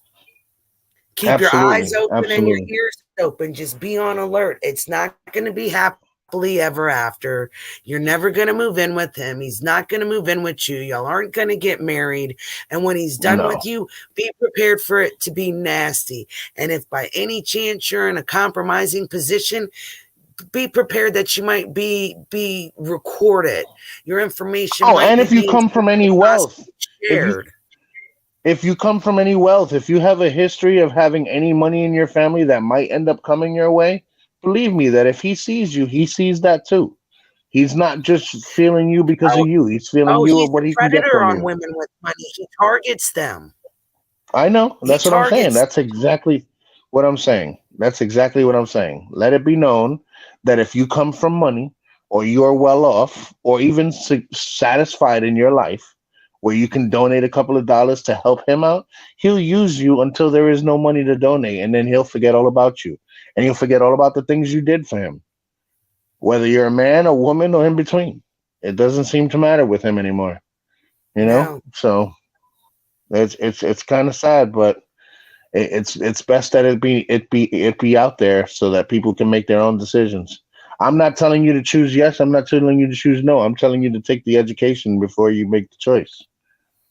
You know what I mean? And that's why I've tried to save certain videos on my playlist for people who are just new coming into this so they can see other people on other platforms over the past year discussing his behavior, the things that he's doing. Like, it's not just me. It's not just one group of women. Like, this is all out there. If people Google on YouTube, like search bar and scroll enough, man, there's a ton of it out there. A ton of it. Believe that. Yes. Yes. And it's just horrible. It's horrible the way that people do things, like using their stature or their position in life to take advantage of people. That's just not right. Not right. And that's what he does. Everybody's a victim, even his viewers. Like, I feel sorry even for some of his viewers, even if they didn't donate, they didn't communicate with them on a personal level. They still gave him his time for years. They gave their time to him for years. They're just as bamboozled right now with all this, just as everybody else. This has affected not just all the victims, but even the people who were watching were still victimized a little bit because he led them to believe he was a genuine nice guy. Yeah. Yeah. Thank you, baby. You know, Panda knows I'm stressed out. She came to the room to bring me a cigarette. That's a good wrench, guys. That's what I'm talking about. If you got a toolbox, make sure you get yourself a wrench like Panda. She's the best. Thank you, baby. So, like, there's also a whole movement going on YouTube where a lot of YouTubers are trying to expose the people who are using their channels to exploit people, that are using their channels to bully people. Like, there's a whole movement going on right now where people are like, you know what? This is bullshit. We need to clean up some of this and start holding these people accountable. Absolutely. Absolutely. Rapper J, believe it or not, back in 3-4 years ago, Rapper J was on my radar to the point where I was ready to get that kid jumped in school. I knew what school he lived in. I know what school he went to. I knew what town he lived in. And I was seriously considering sending somebody over there to beat his little ass because of all the stuff that he was bringing back and forth, just drama. And I know he wasn't doing it himself. I knew he looked up to Jimmy because Jimmy to him was like a TV personality. The kid was 13 years old. It's not like he knew Jimmy was just a regular dude. For him, it was like Romper Room. And as long as he got his name said in the magic mirror, he was happy. You know what I'm saying? And that's the sad part, is that he was picking little kids like that. and picking him up. I'm sorry, Nikki, I have to smoke a cigarette. This is a very stressful situation. And a little But- kid that even dances to the tune of his own drummer, no less. Right. No, and you know what's crazy? Cece and Sarah and all of them did a donation to get that kid his first computer so he could go live with us. And I'm telling you, this kid's got good skills. Don't get me wrong. I'm not taking that from him. Like, he's came a long way. Absolutely. He's getting his stuff together. I think he'll be phenomenal on YouTube. I think he just needs to leave some of the bullshit alone. Tammy, I agree with that. He was groomed. That's exactly the right terminology. The problem is the person who groomed him. That's where the problem lies. He was groomed by someone who you do not want in charge of a child's mind. You know what I'm saying? Because if he's teaching the kid how to get spank bank material and stuff at 13 years old, he's sharing his spank bank material with him. That's even worse. You're providing a child with pornography. I believe that's a charge, and it's a federal charge. It's called endangering the welfare of a minor. The kid was 13 years old. It over the internet or over the phone. Yeah, the kid was 13 years old. Even at one point, he was like, "Rapper J, I can't have you on my channel." And he still brought him back on the channel because the people wanted the kid back on the channel. And he was using that to his advantage. He was using that. Sitting there making fun of the kid who unfortunately was born with whatever defects or whatever he was born with, but you're exploiting those defects. That ain't no different than Sally Struthers sitting there eating a 5-course meal while she's feeding these kids sandwiches and flies are sucking on their eyeballs. That's just as bad. Yes, and I'm just hoping that maybe as people keep talking, that more people come out. Like maybe people have more proof. Something could be done somehow. I'm sure if I go through my old computer, I can find some stuff. I'm sure that if I go through my old computer that I first started going live with, I'm sure I could find some stuff. It's just crazy. All right. Well, I'm going to say it again. It's late, so I'm going to wrap it up. Thank you. Yeah, I'm out of here too. Tonight. Thank you, Missy. I appreciate everything you're doing. Free to be. I got your back 100%, girl. You was very strong tonight. Everybody else, I will see y'all on Friday. Thank you so much. Welcome back. Thank you. And Missy, I hope that you keep this channel going and keep doing what you're doing. I mean, I've got to. Like, it's not just about me. Like, absolutely. I cannot speak. Like, I've got to speak for other people that are scared to, or, just don't have it in them quite yet.